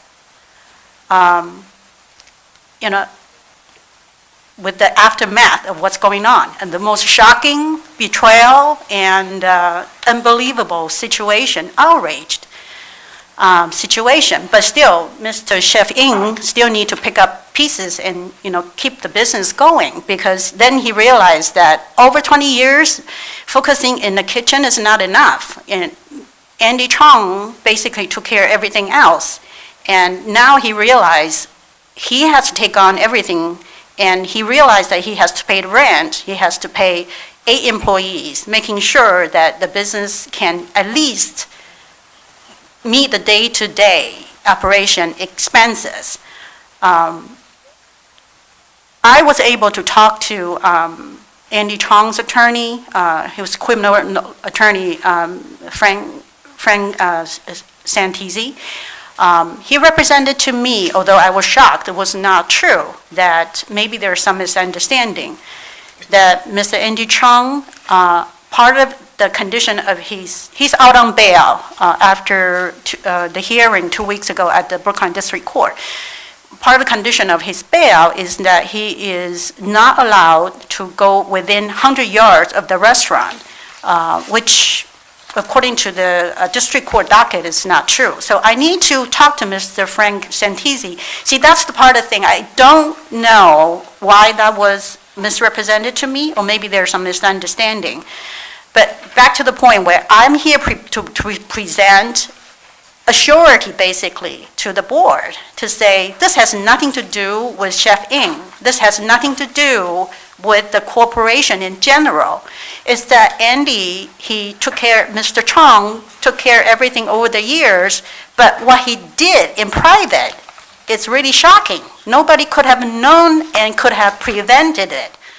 But given that, it is still a privilege to hold a CV license, to hold an alcohol license. The restaurant premises is considered a public domain. We need to make sure that it's safe. We need to make sure that nothing like this would happen at all. So I'm at the quadrant. I don't know what kind of measure that I can present to the court today, right now, to say, even though he's a shareholder, but he's no longer here, and somehow we can make sure he'll never come close to the restaurant. So I'm here actually just to say that we're willing to do whatever we can, given that we need to keep the restaurant going at least for a couple weeks or maybe a month, until at least we know how to wind down the business. As of this morning, we had Mr. Chong resign from all officers' position, from director's position. Right now, the registered agent is Chef Ng. He is the sole officer, sole director. His responsibility is to getting the business appraised, talking to accountant, and figure out how to buy Mr. Chong's share out, if there is any value at all. And this is important because we're looking at potential civil liabilities based on Mr. Chong did personally.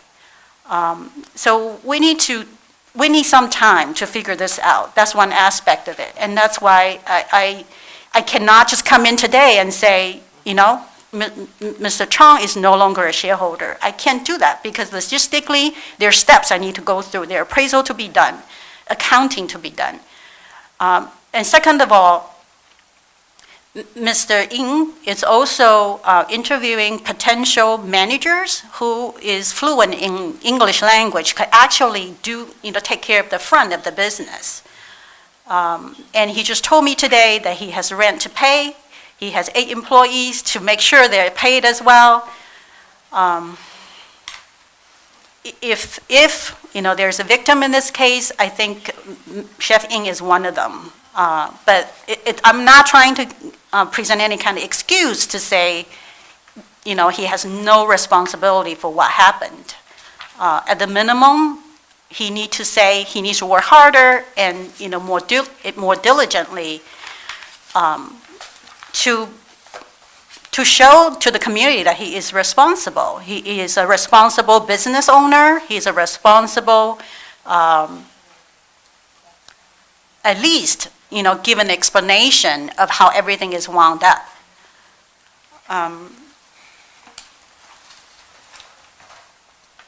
And there's one more thing I think that is very important, is that not only Mr. Ng was not personally involved in any of the police report, none of this is connected to him, but also the restaurant itself, Tam Restaurant, China Restaurant Inc.,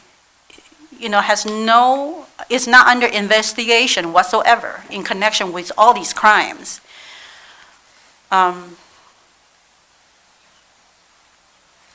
In the meantime, I understand the community, even though the community is outraged, but still, we have many community members here come out to show support for us, because the restaurant is actually still the go-to restaurant for kosher restaurant. Actually, it's just, I'm not an expert in this, not also a kosher restaurant, it's also a black kosher restaurant. And has 20 years history in that part of Brookline. It would be a shame to close it down and try to, open up something similar. I don't think that's going to be easy to be done.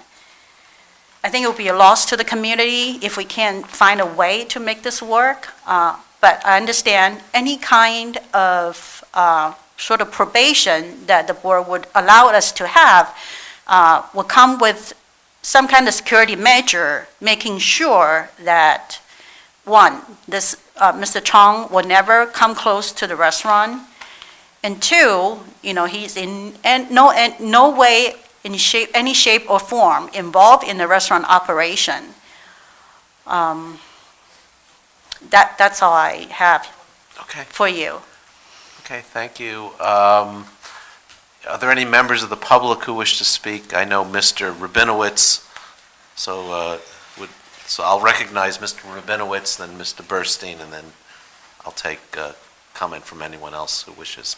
Yeah.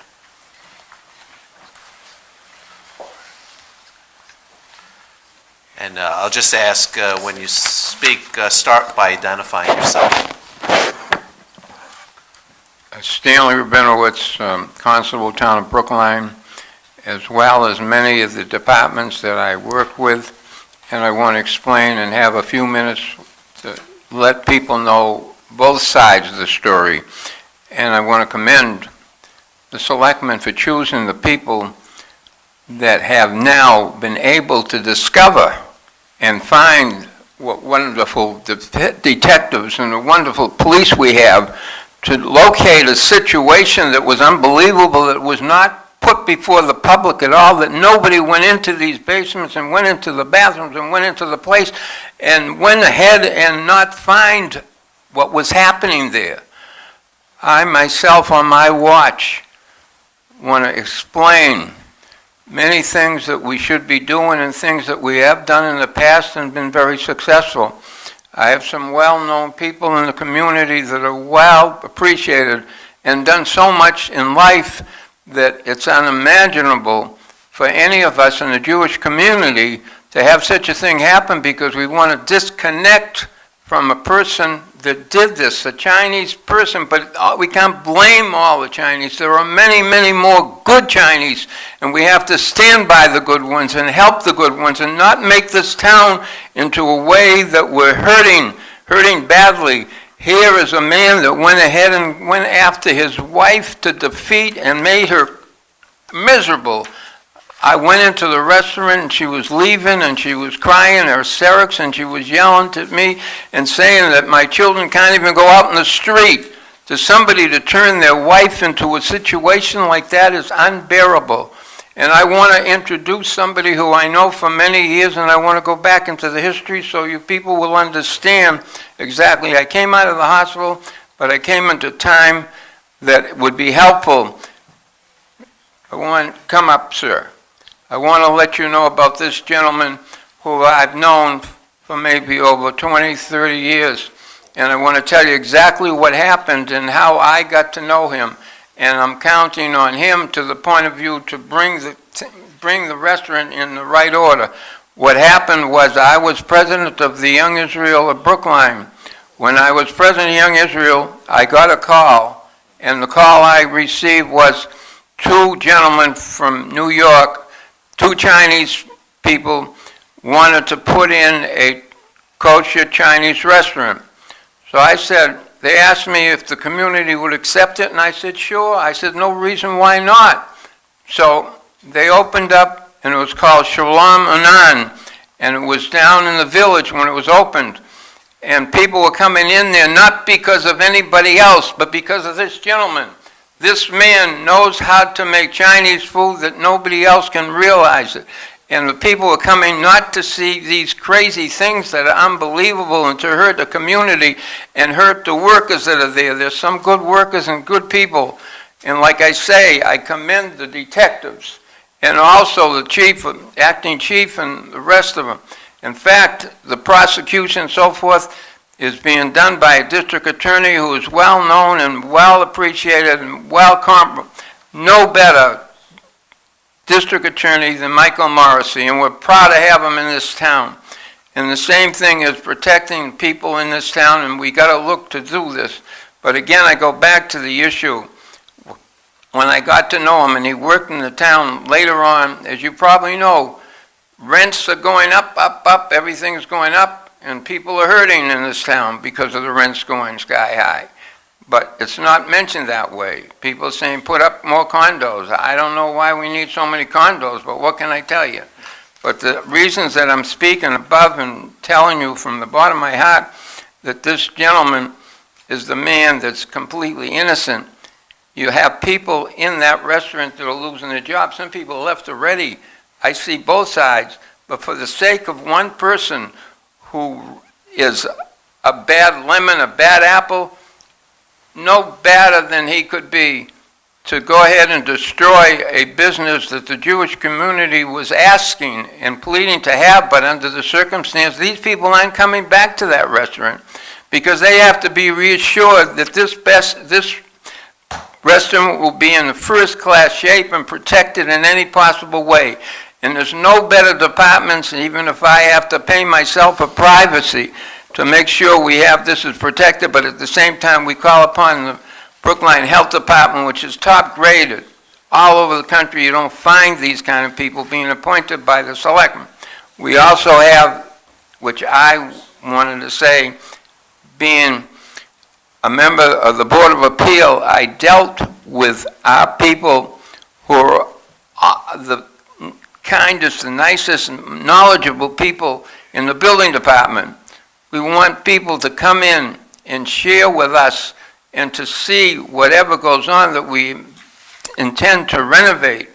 And on my watch, I will put up whatever I have to make sure that the security of this town is again well protected. But as I say, we call on the police, we call on everyone in this town, whatever can be possible, to let us continue on and let us come back to you and give you a full report of exactly everything that would be taking place. The name is changed. That's positively.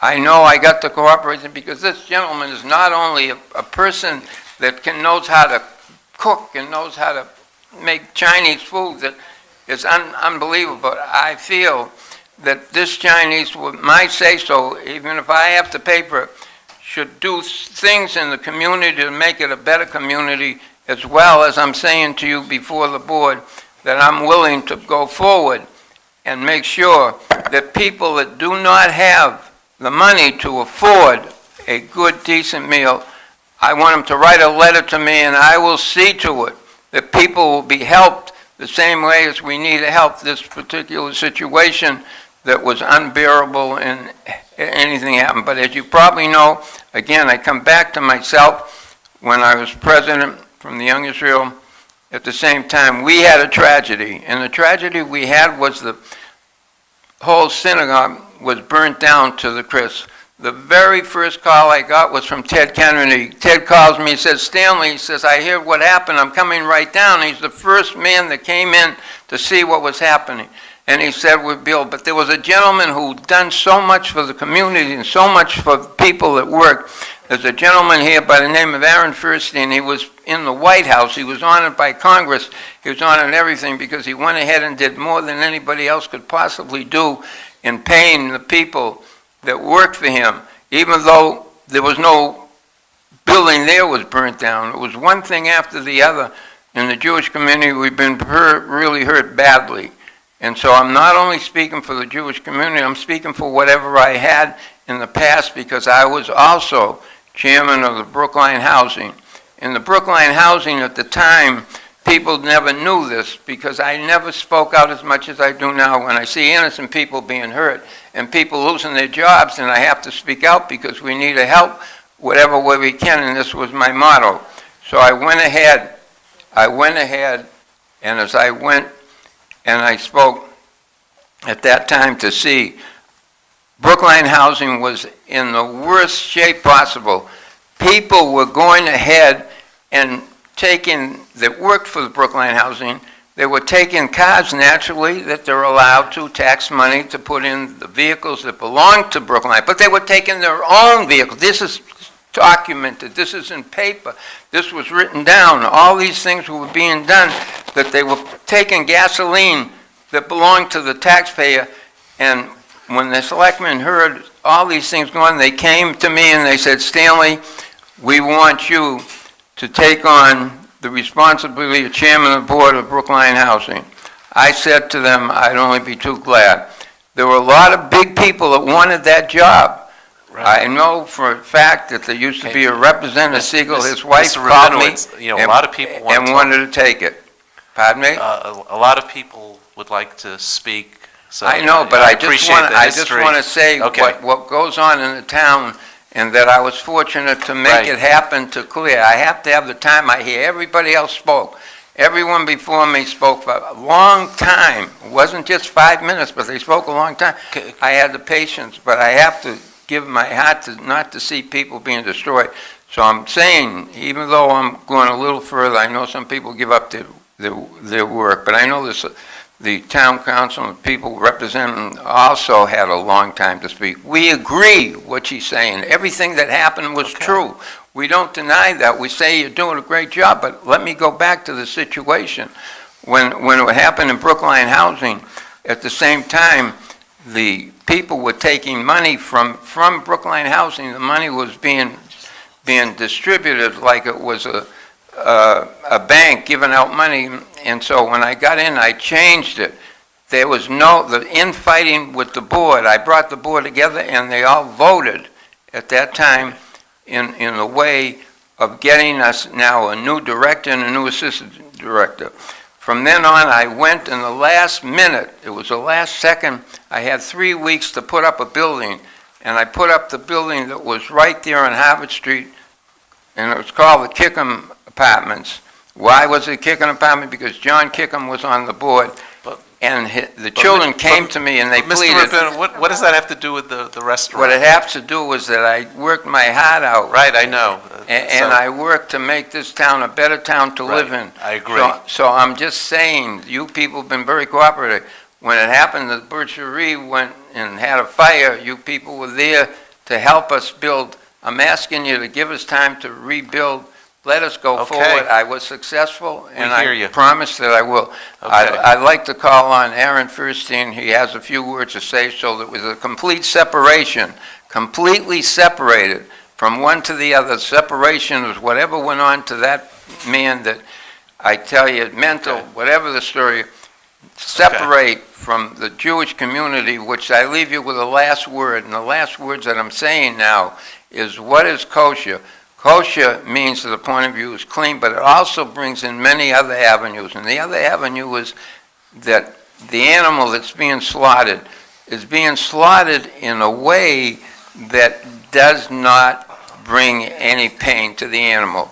So there's nothing wrong with kosher. We're trying to live that way. We want to separate the kosher end of it, as the Jewish people do, and I beg you to give us a chance to go Okay, forward. we hear you. And we appreciate the fact that you're willing to step forward and help us resolve this Right. issue. Pardon me? Okay, Mr. Furstein, then Mr. Burstein. Okay. I'm very happy to be here. I was born here in Brookline on 84 Crown and Shield Road 92 years ago.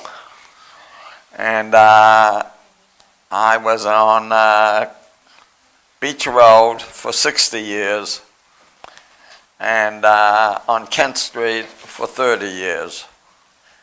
And I'm very proud that I live here in Brookline, and I hope my old age will be spent here as well.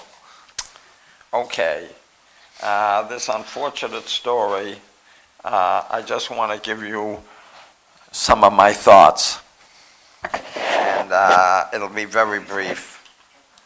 And I'll just read from a letter that I sent to Stanley Rabinowitz, and all the thoughts are in this letter. It is well known that the religious Jewish community in Brookline abhors sexual deviancy of any kind, which is in accordance with the sexual restrictions of the Hebrew Bible. The community and its leadership had not the faintest suspicion of any kind of the problem existing at Tom China. We liked the restaurant and we supported it.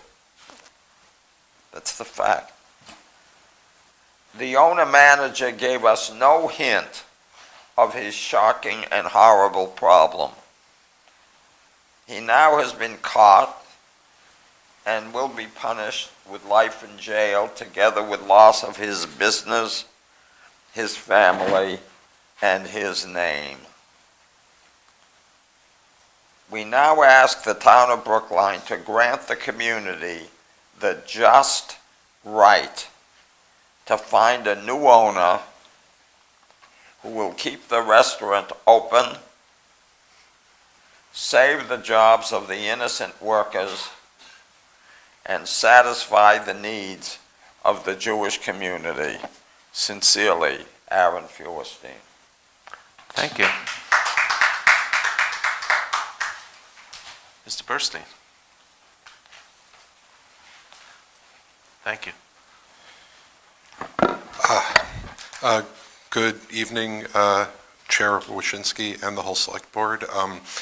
I am Michael A. Burstein. As you know, I'm a library trustee and a town meeting member from Precinct 12. I am here to say some similar things, I think, to what Mr. Rabinowitz and Mr. Feuerstein said, but I hope to keep it as brief as possible. I first do want to begin by expressing my extreme gratitude to Sergeant Matthew McDonald and to Detective Brian Sheehy. I've always been very pleased with the police department we have here in Brookline, and this is a very difficult situation, obviously, for the Jewish community, for the entire community of Brookline, I should say, and I'm glad that they were able to find out what they did in their investigation, although obviously I'm not glad about what has happened. The points that I just want to make to the select board, because I know that, there's a lot that you have to consider, and there's a lot of possible options that you can take. It's what people have said before, but there is in Brookline, and I don't talk about this a lot, although I'm obviously, one of the members of our government who identifies as this.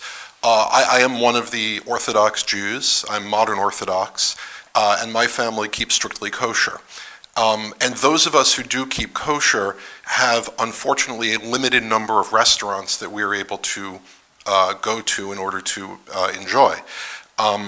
And these places actually, to some extent, become community centers. It is a truism that many of us actually know the owners and managers of these restaurants. I don't know how it works. Well, when I was growing up, I was not as kosher as I am now. I don't know how it works in the current world, but I don't think that, the casual diner knows the community of the people there. When we go out to eat at one of the restaurants like Pure Cold Press, we know Chaim, who owns it. When we go to Cafe Elot, we know Michael and Levana, who own and run the restaurant. In a way, these people are family. When Shalom Hanan first, and then when Tom China started, there's something very nice about a restaurant where the owners themselves, the people running it, were not actually part of the Jewish community, but they're willing to, go to the trouble of running a kosher restaurant. There's a lot that you have to do to certify that the restaurant is kosher and that our particular small community will be able to be serviced by that. Tom China has been, as I say, sort of a community center like that. When you see people there that you know from the community all the time. You say hello, you show up. A little hard for people to go on private dates, but that's how it is. And it's a sad fact also. I mean, my family, my wife and I, and my two daughters, we got to know. I don't know, Mr. Chung. I don't know how to refer to him now. And it is it's a very discombobulating to kind of see where you are at this. The community obviously, does not want to necessarily support somebody who is under a cloud, but at the same time, we don't want to see the people who work at the restaurant go out of work.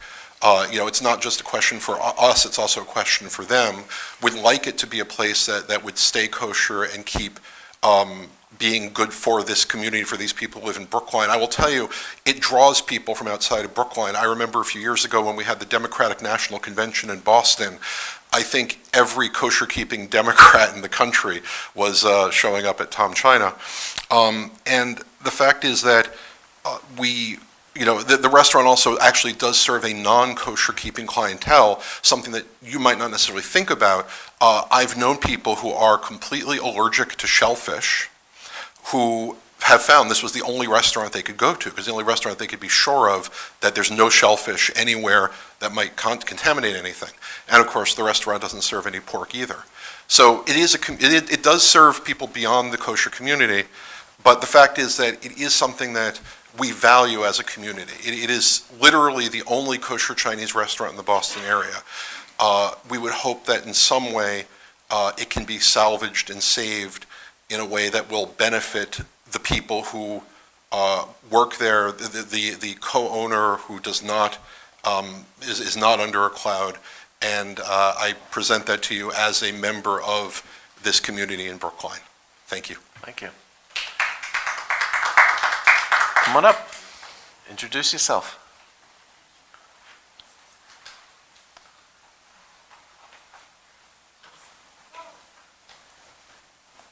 Thank you very much, Chair, Board, for seeing me.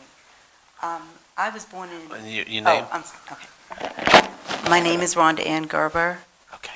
I was born and raised here in Brookline, and I currently live in Rhode Island, and I travel from Rhode Island to come here to the Chinese restaurant, the kosher Chinese restaurant, with family, with friends, and I know people from all over in the southeastern area that come here to be able to eat the kosher food because there's no other kosher restaurant existing Chinese food.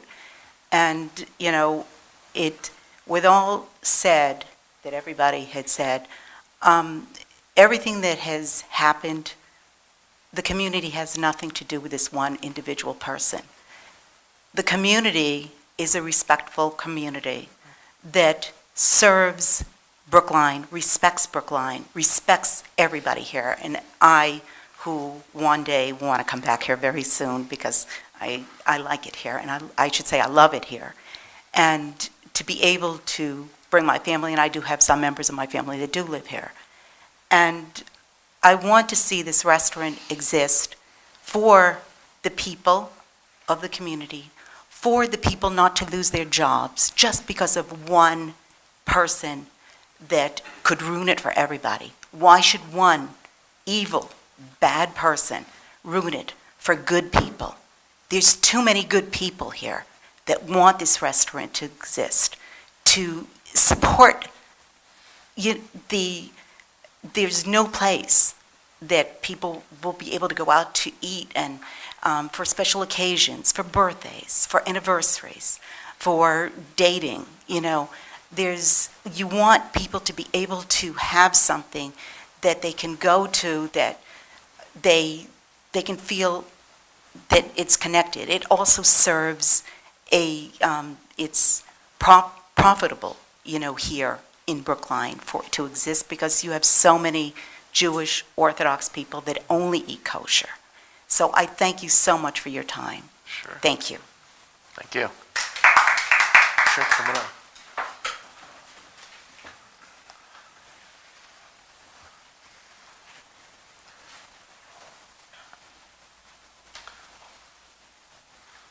My name is Ira Axelrod. I've lived in the area for 40 years. I'm very actively involved in the Orthodox Jewish community. I am affiliated with quite a few different organizations, but I do want to make it very clear that while a number of people have encouraged me to show up today to talk, I am not speaking on behalf of any organization for a very obvious reason. The tax laws say the organizations cannot materially try to influence legislation, which I guess to some degree this is. So on the one hand, yes, I'm a well-known activist, but I am not representing organizations. I am representing individual people, many of whom could not come, many of whom have looked to me because I'm kind of comfortable doing this kind of thing. I've done it before. I imagine I'll do it again. And by the way, I do apologize. I would usually be a little bit better dressed for the occasion, but today is my longest day in my business, and I had to pull away from my business quickly to get here. A lot of people were talking about what happened long before it was front page in the tab. Bad news travels very quickly in the religious Jewish community. And the reactions varied. I'm kind of well known for being very blunt, maybe saying a few things that some people wouldn't want me to say. But I'm proud at the end of the day, people know that I'm honest. There were a lot of different reactions. Certainly disgust. Great disgust. You've gotten that from several of the other speakers. And frankly, I talk to men, I talk to women. And particularly, I imagine a lot of what was going through the minds of many of these women, what if I was in that bathroom? Yes, tremendous disgust. And yes, well, thank God it wasn't somebody of our faith. It was disconcerting that it was in any way, shape, or form touching something that involved something, a religious Jewish function, maybe kosher food. Yes, it was a problem. And yes, there are some people who even if everything works and this restaurant goes on forever, which I hope it does, say, at least in the short run, oh, I'm not going to come back there. That's human emotions. I got the willies. There are people who are saying that. Yes. There are other people who are saying, how can we lose this kind of restaurant? Being heavily involved, and professionally I'm involved in the kosher food business and other areas, I can tell you, keeping kosher for Orthodox Jews is not a sometime thing. It is a 100% commitment. It's not, hello, I'd like to go to a kosher restaurant today and a non-kosher restaurant tomorrow. That isn't the way we work. There are very few selections in Brookline. Very few. And frankly, I'll give you a little insight into our community. There are different levels of kashrus, believe it or not. And some which we do trust and some which we're a little cynical about. It just happens that Tom China is under the rabbinical supervision of the most widely respected kosher rabbinical supervisor in this area, who, by the way, happens to be sitting right here, Rabbi Hamawi. There are some of these quote-unquote kosher restaurants I wouldn't walk into. I'm proud to walk into Tom China for its kosher things. There's another problem, too. You know, Jerusalem Pita, Cafe Elat, Vittorio's Grill, all of these, by the way, under Rabbi Hamawi. Yeah, they're nice places. I've been to all of them. But you want a restaurant that's a nice restaurant, tablecloths on the table, place you can bring somebody from the business, your family. We have here in Brookline many people who come from non-religious families, where the parents are a little cynical. What did you get yourself into? And we want to be able to show, no, we have something nice. Comes to a kosher restaurant, Tom China is nice, and it's the only one. I understand that, fine, something happened terrible over there. But then again, it's analogous to if you heard there was a murder in a house, and 2 years later the house is up for sale. Are you really going to not buy it if that house fits your needs? Yeah, people will say, yeah, I get the willies about it. Yeah, that's human emotion. But it's the same kind of thing here. Something bad happened. But apparently, from all I've been hearing, this Andy, who caused the problems, will not be involved, assuming he is found guilty, and we're still in the American system. Maybe with the smoke there's fire, but he hasn't been found guilty yet. Let's assume he has. He will be a guest of the government for a long time. Certainly have nothing to do with this. Frankly, by not allowing this restaurant to go forth, who are you punishing? Besides the employees, which is a very interesting problem. You're punishing the community. What do we have to do with it? We're embarrassed by it. Don't punish the community. We've been punished enough with the embarrassment of what happened. We need a place that's nice. We need a place that's reliable. So we ask you to please separate the issues. Yes. Yes. Andy gets what he deserves, presumably. And by the way, I'll give you a little extra something.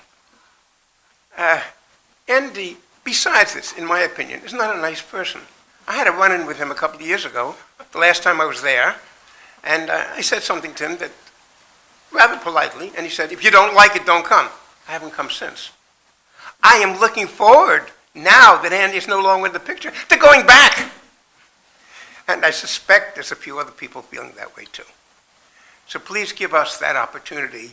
Don't punish us. Thank you very much. Thank you.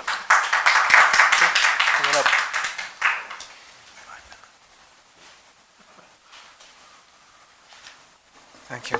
I was informally introduced before. I'm Rabbi Hamawi. I give the kosher certification to the restaurants here in Boston.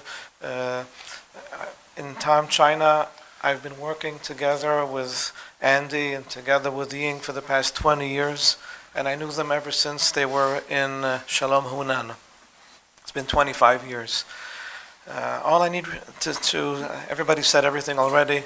All I'd like to say is that Tom China is not just a restaurant that serves the Brookline community, the kosher community, but it's more like a New England thing, because there are people that are coming in from Sharon, from Worcester.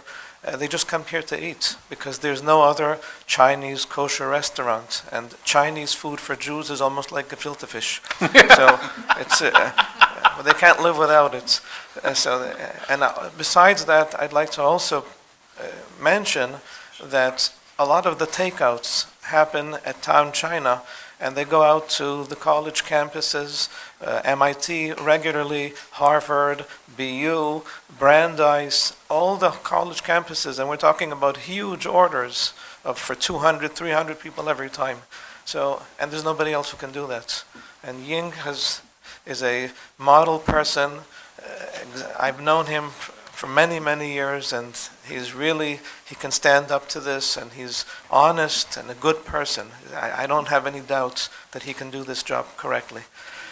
Besides that, the workers that are there, there's, like we mentioned before, 8 workers. These are hard-working family people. They need their jobs. I have half a dozen kashrut supervisors that around the clock that are making sure that everything is kosher. I don't want them to be without a job. And they're definitely victims. All these people were all victims. So we ask the board to please weigh in on everything that was said tonight, and please help the Jewish community. Sure. Anyone else wish to speak? Come on up.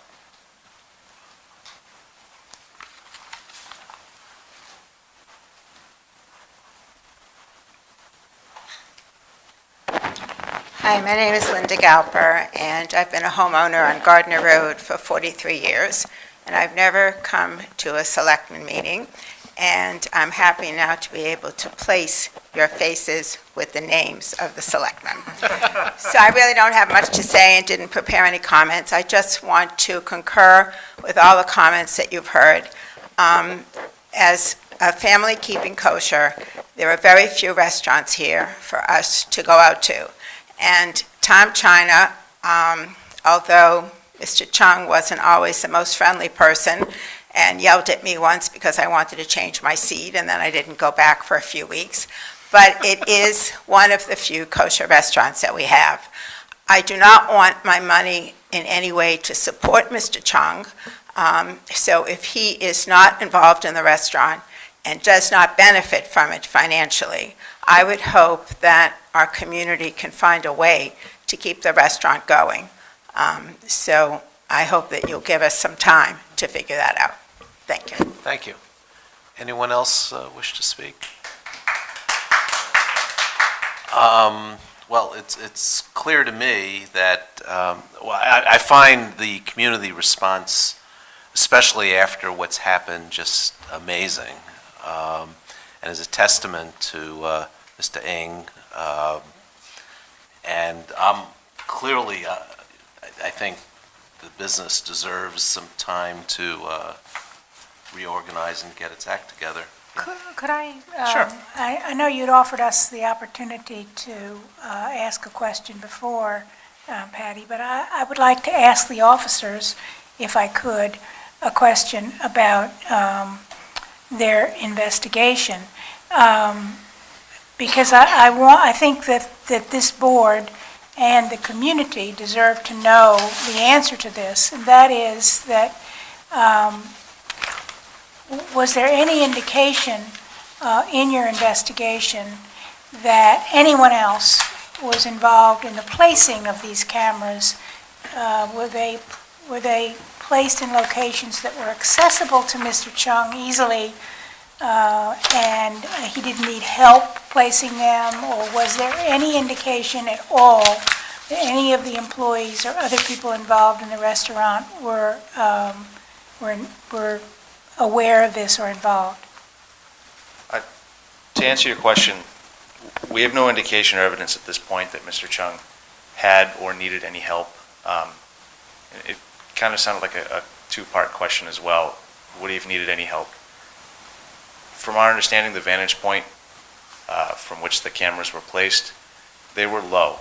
They were at a point, either in generally two places, either across from the toilet, viewing somebody from a seated position where you could see from the head down to about the shin area, and the other most common vantage point was down low behind the toilet, looking up without becoming too crass, with a very invasive viewpoint. In my opinion, he wouldn't have needed any assistance from anybody. And does that answer your question? Yes, and the cameras were disguised in, I mean, obviously it wasn't like somebody looked at a camera and thought, oh, that's a camera. We don't believe that they were conspicuous. As part of the Weston investigation, detectives there did seize more covert-style cameras, I believe, and I would offer that the appearance of the people in the videos doesn't indicate that they could have seen something as obvious as a camera, especially given the nature of what they were doing in that room and their expectation of privacy in a public bathroom like that. All right. Thank you very much. Mr. Green? Following along that question, I think that there are a lot of innocent victims here. Workers, the landlord, the community. But still, I think I agree that we have to come up with a plan that enable this restaurant to continue to serve that community and serve the people who work there. But, that plan also has to include some assurance that, people sort of notice what's going on around them. I have a hard time in believing that the cleaning people, the people who put food in various places nearby the bathroom, other people would not have noticed something out of place. I mean, the cameras would have to be behind a wallboard, I assume. There must have been some construction that went into that. Maybe, no one noticed, but I just have a hard time accepting that that is acceptable, that no one noticed cameras in what sounds to me like multiple locations. So, I mean, I guess, my point is that I really need to see a plan that addresses the issue of whether people are observing what's going on around in the restaurant. Because I think it's just not credible that no one, that it's not, well, I mean, it's hard to believe that no one would have noticed something amiss over all these years that these cameras are there taking pictures of people. And I just find that incredible. Do you want me to speak to that, Mr. Yeah. Green? To my knowledge from the Weston report, without getting into too many details, as it's not our case to discuss, some of the recording devices did appear to be very intentionally concealed. I'm sure you're familiar with things like nanny cams and the types of objects a recording device could be placed in. As far as the multiple camera angles in the bathroom, it didn't appear to me that any were necessarily simultaneous. And, as far as weighing some sort of a plan going forward, that's why we're here today. We have town-style government and public hearings for that. We can't really speak to that as the police department, but we can offer the evidence of the fact that, they were definitely placed in there at numerous points over a period of nearly 4 years. Is there, well, I think the attorney for the applicant indicated that there were some plans in place to ensure that Mr. Chung had no access to the property in the future. And I would want that to be very, very clear. And I'm certainly willing to grant the owner, Mr. Ching, the opportunity to make that happen, but I want to make sure that Mr. Chung will never set foot in that restaurant again. One of the condition of his bail is that he not to come close to any of the victims. And I think that is a very general description of a prohibition. If he were not to come close to any victims, by that, does that mean that he's not allowed to come close to the restaurant? I think it means what it says. If the board will feel more comfortable, will find some more comfort in a more definite condition put onto the bail, I can certainly work with Mr. Chung's criminal attorney. He can voluntarily stipulate to additional condition on his bail.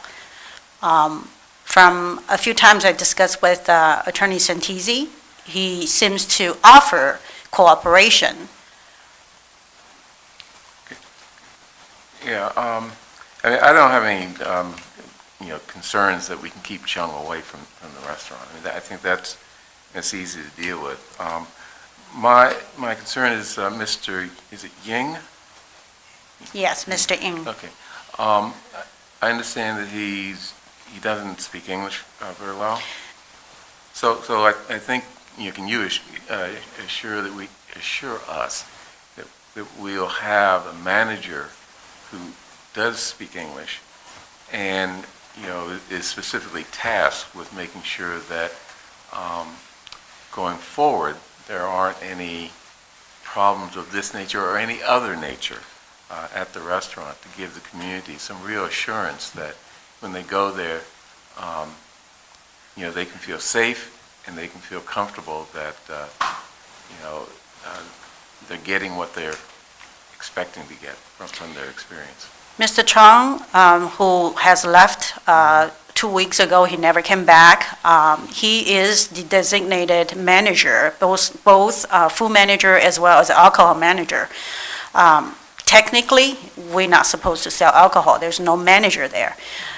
So we are in the process of working very diligently to find someone. But in the interim, there are assistant managers, even though they are not named on our alcohol license application.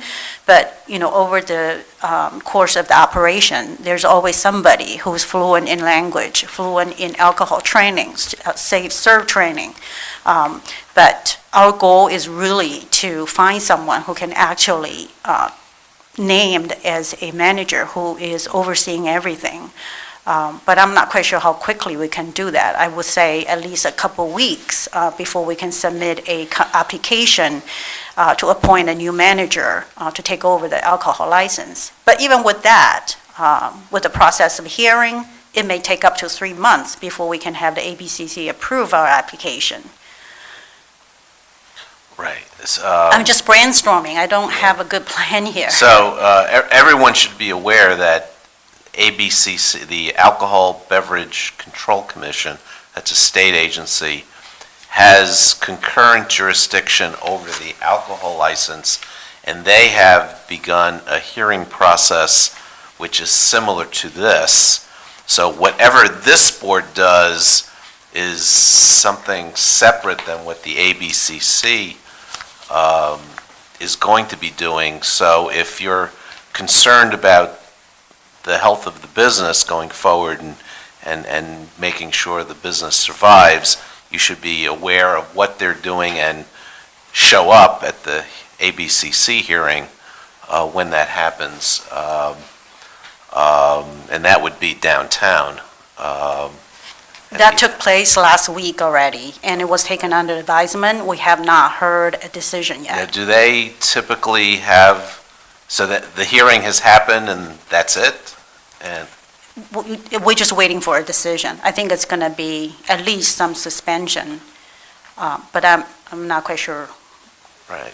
their position at this point. So, Ms. Correa, what are our options here? And by the way, so we're talking about the common victular Correct. license. The food license. So they could operate without a liquor license. Correct. Serving food. Yes, correct, they can. So the options are similar to what you're accustomed to with any kind of license, including liquor licenses, and maybe there's just a need for more creativity about the options. What can we do to give the business some time and give us and the community assurance that Mr. Chung won't be on the premises while this is happening? Or anytime thereafter. So tonight, you could, if you wanted, choose to add a condition to the license that requires him not to be on the premises.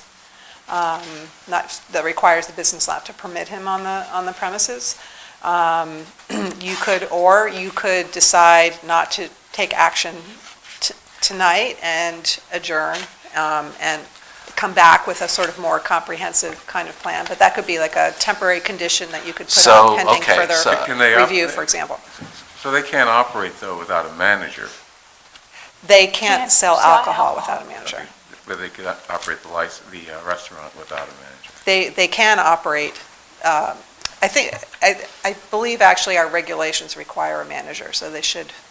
So they there's can operate alcohol without- and then there's CV. Right. I would have to confirm, I can confirm the CV regulations, I just don't recall offhand. Liquor does I mean, require we'd manager. want a manager anyway, I mean, that should be a condition. So, as long as Mr. Chung is not on the premises, and, we don't want to punish the victims. So I'm bothered by the fact that Mr. Chung remains a 50% owner. So I'm wondering, and this is going to be sort of framed as a question for Ms. Correa, if we can attach two conditions. One that says Mr. Chung shall not be on the premises between tonight and some future date, and a second condition that says we want to have some report on the potential reorganization of the business at a future date, at which point we can take some future action as the board may find appropriate. Yeah, I think you could add two conditions of that nature. Okay. And what about the issue of a manager? I mean, does the business have someone who could act as a manager, the acting manager at least? We have so far, as far as I know, at least one lady who's worked there on and off. She is familiar with the operation, so she can temporarily take it over. But still, to officially name someone as manager, we need to submit our application. Right, and there's a process for that. So Let me just add, I just looked at the prepared food regulations. There's not a requirement for a manager for the CV license, but there obviously is one for the liquor license. Okay, so, what we I guess my concern is that there has to be someone in charge. I mean, even if they're not required, I think we should require that there be someone in charge who's responsible for monitoring what's going on. For purposes of the CV license. Right. And for example, one of the things that person should do, or be responsible for, is any necessary renovations to the bathrooms to make sure that, whatever holes or whatever were there were removed. I don't know if the business can speak to the construction of the bathroom, I don't know. I mean, that's just an example. Okay. So there's a lot of things that someone needs to be in charge of overseeing, even if they're not required to have a manager. There has to be someone in charge, in place to just make sure that things get done and that the community has some assurance that, it's a safe place to go. Well, and if there is some town correspondence that's necessary from the health department or the building department, we need to know who to talk to. So I think your point is well placed. I've got three conditions that I'm going to propose, and we can work out the specific language. But first is that there be a manager, an agent, I'm not sure what the right term is, appointed with the necessary paperwork filed with this board within 7 days. That Mr. Chung not be permitted on the premises from the date of any vote that this board takes until no future date set, just not be allowed on the premises, and we can go back and revisit that if we need to. And that within the next 60 days, this board receive an update on the progress of reorganization of the ownership and management of the Tam China restaurant. okay. Sound I'm reasonable? agreeable to those. I think they're Okay. perfectly fair. Got it? Okay. I just mentioned, in addition to Mr. Chung's prohibition from being on the premises, we should probably make sure he's not involved in any operational decisions, because you can do those remotely, I suppose. Right. I'll incorporate that into it. And immediately, Yeah. that should apply immediately. So in terms of number one, the manager, I mean, that would be for the CV license. Correct, not for the alcohol license, correct. Well, I mean, it's not tied to the CV license. We're just saying that there needs to be someone in charge that can oversee the renovations, work with the police, the fire, the health department, fire department, someone in charge that we can talk to. Yes, I just didn't want to confuse Doesn't the have to term be connected manager, to- because there's a whole process for that. And so if we're using that term, I just want to be clear. Yeah, I'm about what that referring simply to the CV license. The Yeah. alcohol license is a separate process from what we're talking about tonight. If I may, I just want to. Sure. Stanley, I'm sorry, I don't know his last name. Mr. So I Rabinowitz. Volunteered to take over the supervision role until we submit a official application Mr. to name the Rabinowitz? manager to run the place. I'm going to make sure that bathroom is 1,000,000,000% protected. And with the Okay. department, I will have them also inspected. You're the man, Mr. Rabinowitz. Department and whoever else, I will also Careful what look you at the volunteer minute for whatever we can do to make this success. And I do appreciate the selectmen and the people in town, and especially our detectives.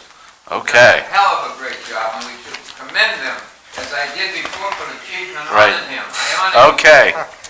So, three conditions, the manager, not the Manager point for of the CV, contact. for the point of CV. contact within, And supervisor.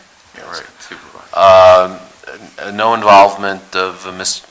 Chung at all, and certainly not on the premises, and then 60 days, this board receives an update. Do you want to, do you have any comments to that proposal? And we will also have a new company and a new DBA. We wanted to have a clean slate. Okay. And I think those timelines are doable. I really Okay. appreciate your consideration and your time. Okay. So that's the motion, and So the plan in 60 days is, an update. well, an update, but also sort of a business plan as to how they're going forward in terms of new manager and other things. Yeah, I mean, so, this isn't part of the motion, but what I'm looking for is I want to see Mr. Chung removed from the ownership of the restaurant, and I want to know who the new owners are, and hopefully at that point, there'll be a permanent agent, manager on the CV license. And I think if necessary, once we receive that information, we can schedule another hearing if we find it necessary and we feel the need to take action. And some of these things require applications, like changing their name, doing business as, so paperwork. Can I just review my understanding? Sure, Run through the please. three? Okay. Item number one is a manager be appointed by the business for purposes of the CV operations within 7 days of today. Correct. Mr. Chung will not be permitted by the business on the premises or permitted to participate in the business operations. Starting as of today. As of this evening, correct. Okay. And we do not have an end date for that. That's going to be a permanent restriction pending any modification. Correct. In the future. Within 60 days, this board will receive a report from the business with an update on the ownership and the management of the business. Correct. Okay. That's the motion. All those in favor of the motion? Select Person Franco. Aye. Select Person Heller. Aye. Select Person Green. Aye. Select Person Hamilton. Aye. And the chair votes aye. Thank you. Good luck.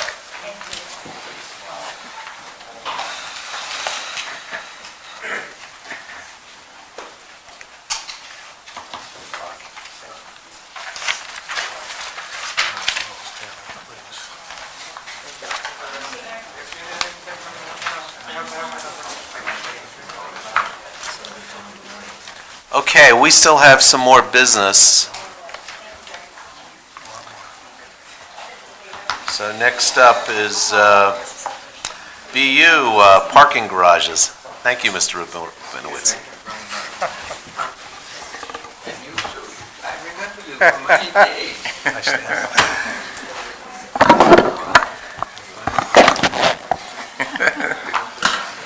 I know that. Okay, so I presume you're Mr. Gorham. Yes, Thomas Gorham, Associate Director for Occupational Health and Safety with Boston University. Okay, if you can We still have business.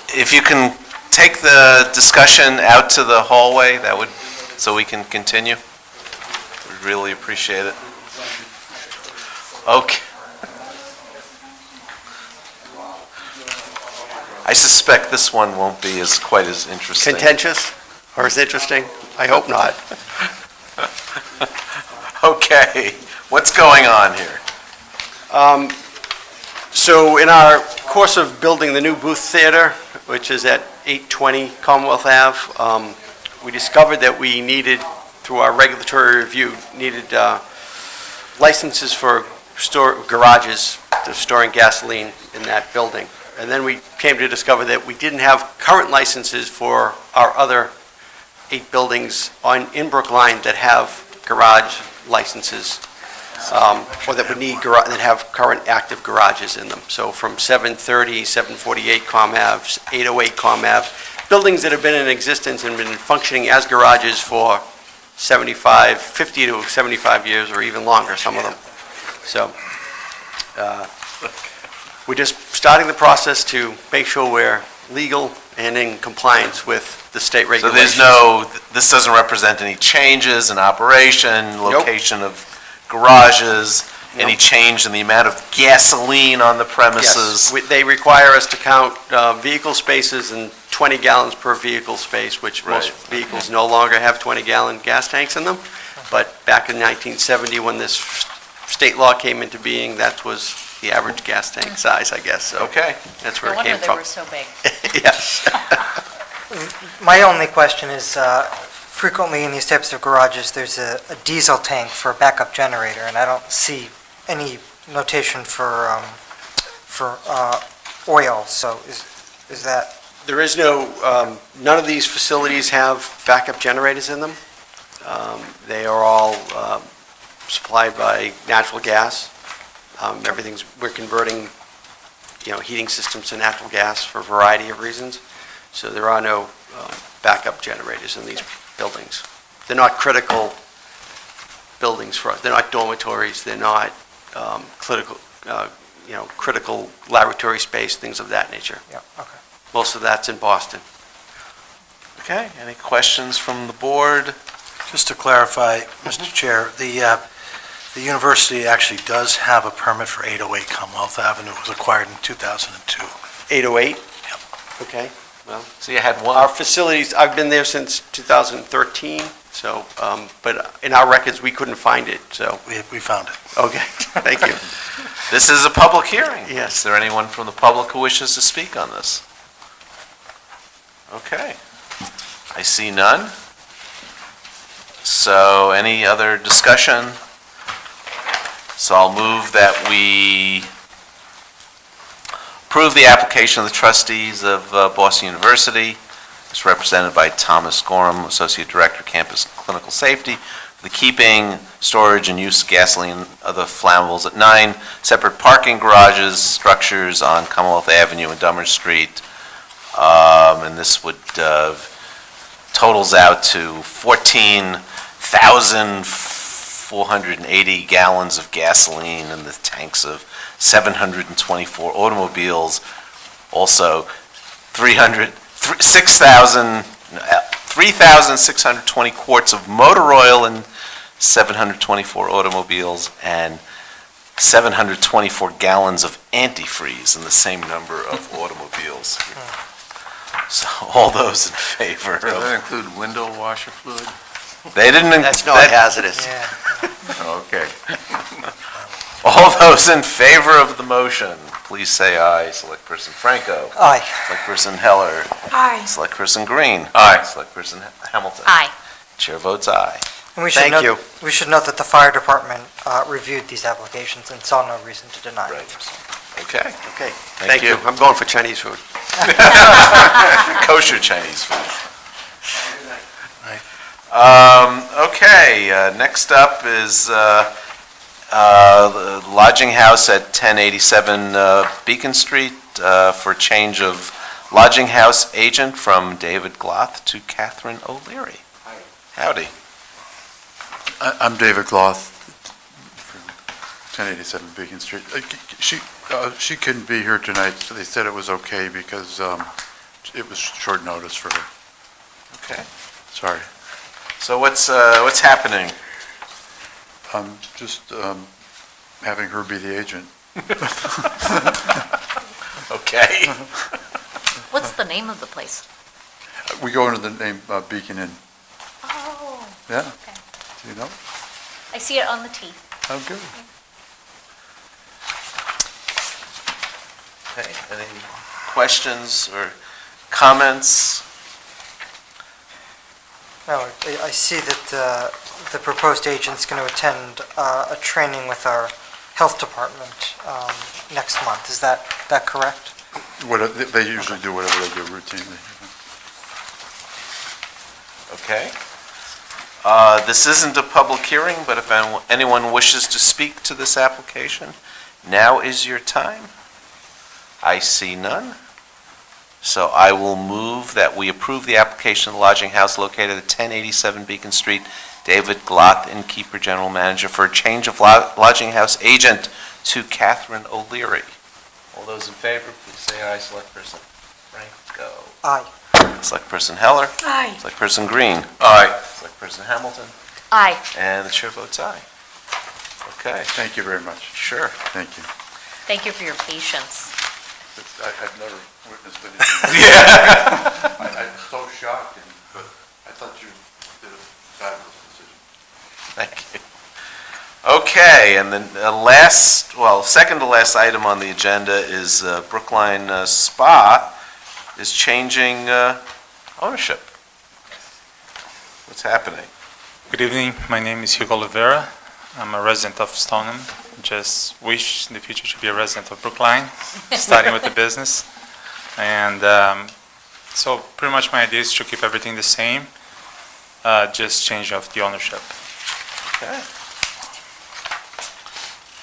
So the hours of operation, they'll stay the same? Oh, yes, few changes, but I meant the same by the food, the menu. I want to keep the same cuisine. I want to extend the hours. I believe there's a need in the area for a little bit longer hours in the evening. And I've been told that they used to have breakfast, they no longer have, and people are missing that, so I was thinking of trying that as well. I would like to make very few changes to the menu. I would like to add a little more healthy options, like gluten-free pizza, a little more vegetarian sandwiches. A few things that I think that people might like it. So you want to go to 1 a.m.? Well, that's some days of the week. Long time ago, I was involved in some other pizza shops in Boston and in Cambridge, and we used to deliver it here in Brookline until 2 in the morning. So I know that people from Brookline are ordering pizzas, so why not have a business from Brookline to take advantage of that public? I'm not sure if I'm going to do that. I would like to get a license for it. I spoke with the current owners. They have been there for many years. And so I was hoping to see how the business goes. And of course, if there's no business on those times, it won't be open. Because they currently close now at like what, 8:30? 8. 8? Yeah. Yes. So I've been one of those patrons that came in right as they were closing and could not believe Yes. that they closed at 8. Yeah, today 8 was daylight outside, so a little early for dinner, I think. Yeah. Yeah, we're pretty hungry after these meetings. I was on the way home from this See, meeting. you guys have a place to eat after the meeting.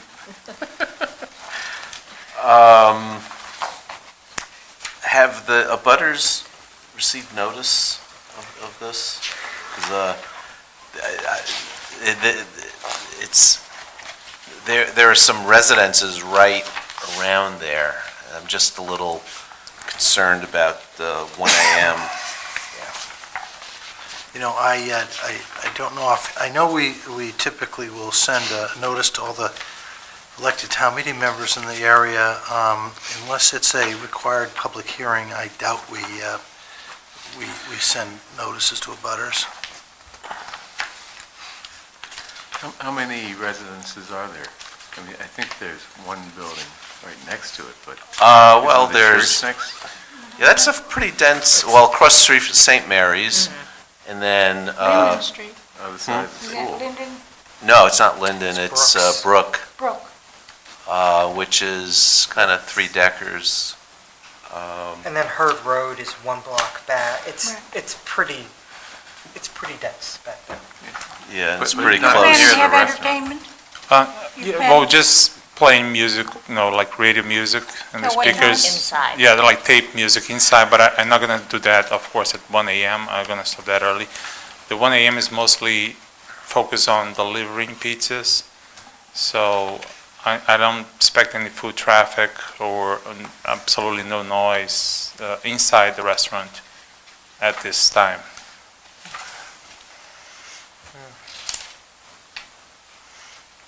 We could approve till 10, and then he could come back. I don't know, I'd be willing to go up to 11, and then come back if you want to go beyond that. What would that Would be, you- Friday and Saturday? So, Or what about Monday, midnight for all days?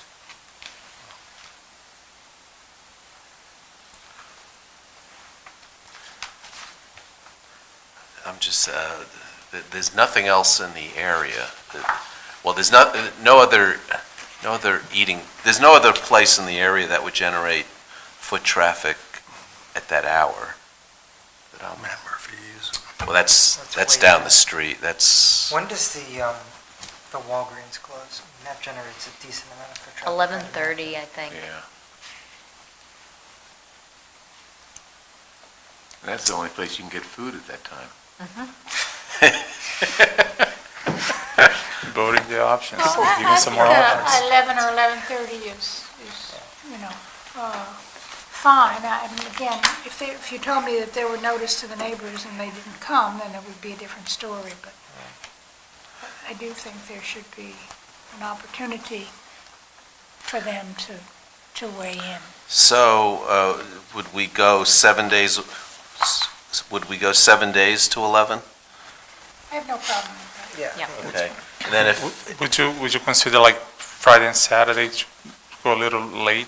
But those days are, Friday, Saturday, most midnight? people are out in the streets, bars are open, and Yeah, I think. will Okay. come home a little bit later. So, Friday, Saturday, midnight, other days, 11, and if you want to go later, you have a track record, Sounds great. okay, Come back. Sounds good. come back. I want to dig in for a second on the delivery. It- Does the restaurant currently have delivery service? Well, kind of their driver was off 3 months for healthy reasons, so they were using like Grubhub or Okay. Uber delivery, so it wasn't really, they not really taking advantage of the deliveries. So my question is really around parking for that delivery vehicle. Is there a parking space that There- comes with No, this? there are no parking spaces. I hoping that I'm going to apply for the commercial parking permit, and I was hoping that most of the deliveries will be for dinner time, which at that point you can park on the street. There's plenty of street parking.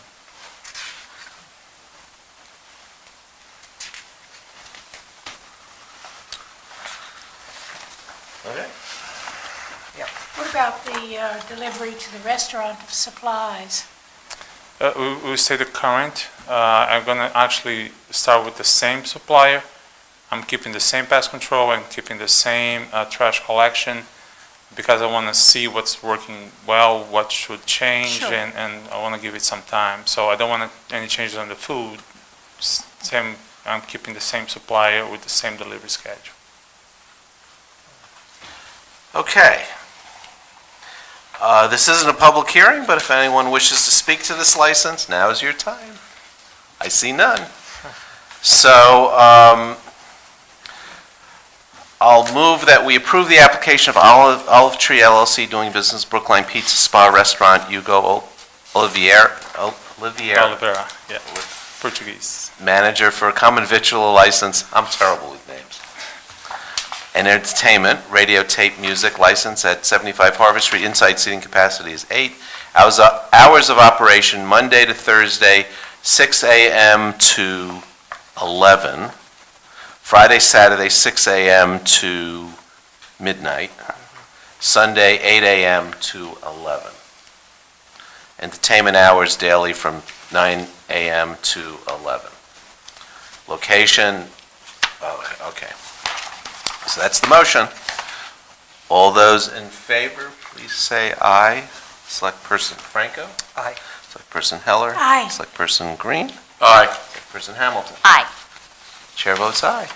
Good luck. Thank you very much. Hope you guys stop by. Okay, we will. Okay, so now, we just got done with town meeting, and we have to plan for the next town meeting. And this is proposing that town meeting happens on November 13th, which actually turned out to be a little early this year. It's the week after Election Day. So Election Day is the 6th, and then Thanksgiving is early this year. So it's the week after. It's the week in between Election Day and Thanksgiving. Oh, and also November 12th is the celebration of Veterans, the Correct. commemoration of Veterans Day. Right, so there'll be a holiday right before. So the other option, which people I was speaking to didn't like, the other option is to do it right after Thanksgiving. Right, exactly. So we certainly don't want to do it Thanksgiving week. So this has the closing of the warrant in August. My gosh. It closed on August 30th last year. Really? Yep. Because I remember us having this exact same conversation. My immediate reaction to this is having the supplemental deadline the day after Election Day is going to be tight, particularly when we don't have a meeting on the 6th, on Election Day. So we're going to have everything sort of nailed down a week and a half before. Unless we have an extra meeting. Maybe we could have a meeting on the 5th. On the Monday. On the night before Election Day? Yeah, that's. You're referring to the supplemental Not perfect. reports? Yeah. I think, I'm not sure there's another alternative. I just foresee those meetings, those pre-town meetings being substantive. Yeah. It is what it Long. is. It is what it is. That's why we pay the big bucks. But there always are things that come up at the last minute. So I'd be concerned about not having a meeting the week before. I mean, we can plan for it and then cancel it if we don't need it. Well, we have between now and November to figure that out. I'm not advocating just for more flagging meetings, it but for I the am moment. advocating Yeah. for, I'm not being helpful, I'm just pointing out issues. I have no solutions. Okay. And always check to make sure that we're not holding on any holidays here. The holiday situation apparently has been checked. Okay. The dates have been run by the moderator. We know he's going to be in town. Where we run into trouble is if the town meeting goes to a fourth night. Yeah. Then we're into Thanksgiving, potentially either Thanksgiving week or after Thanksgiving. But hopefully we won't go to a fourth. It's been a long time since we've had a four-night town meeting. And if we didn't have one this past town meeting, gosh. Knock on. Well, so the relevant dates at the front end are the opening of the warrant is Right. the 2nd of August, Thursday, August 2nd, and it closes August 30th. So Right.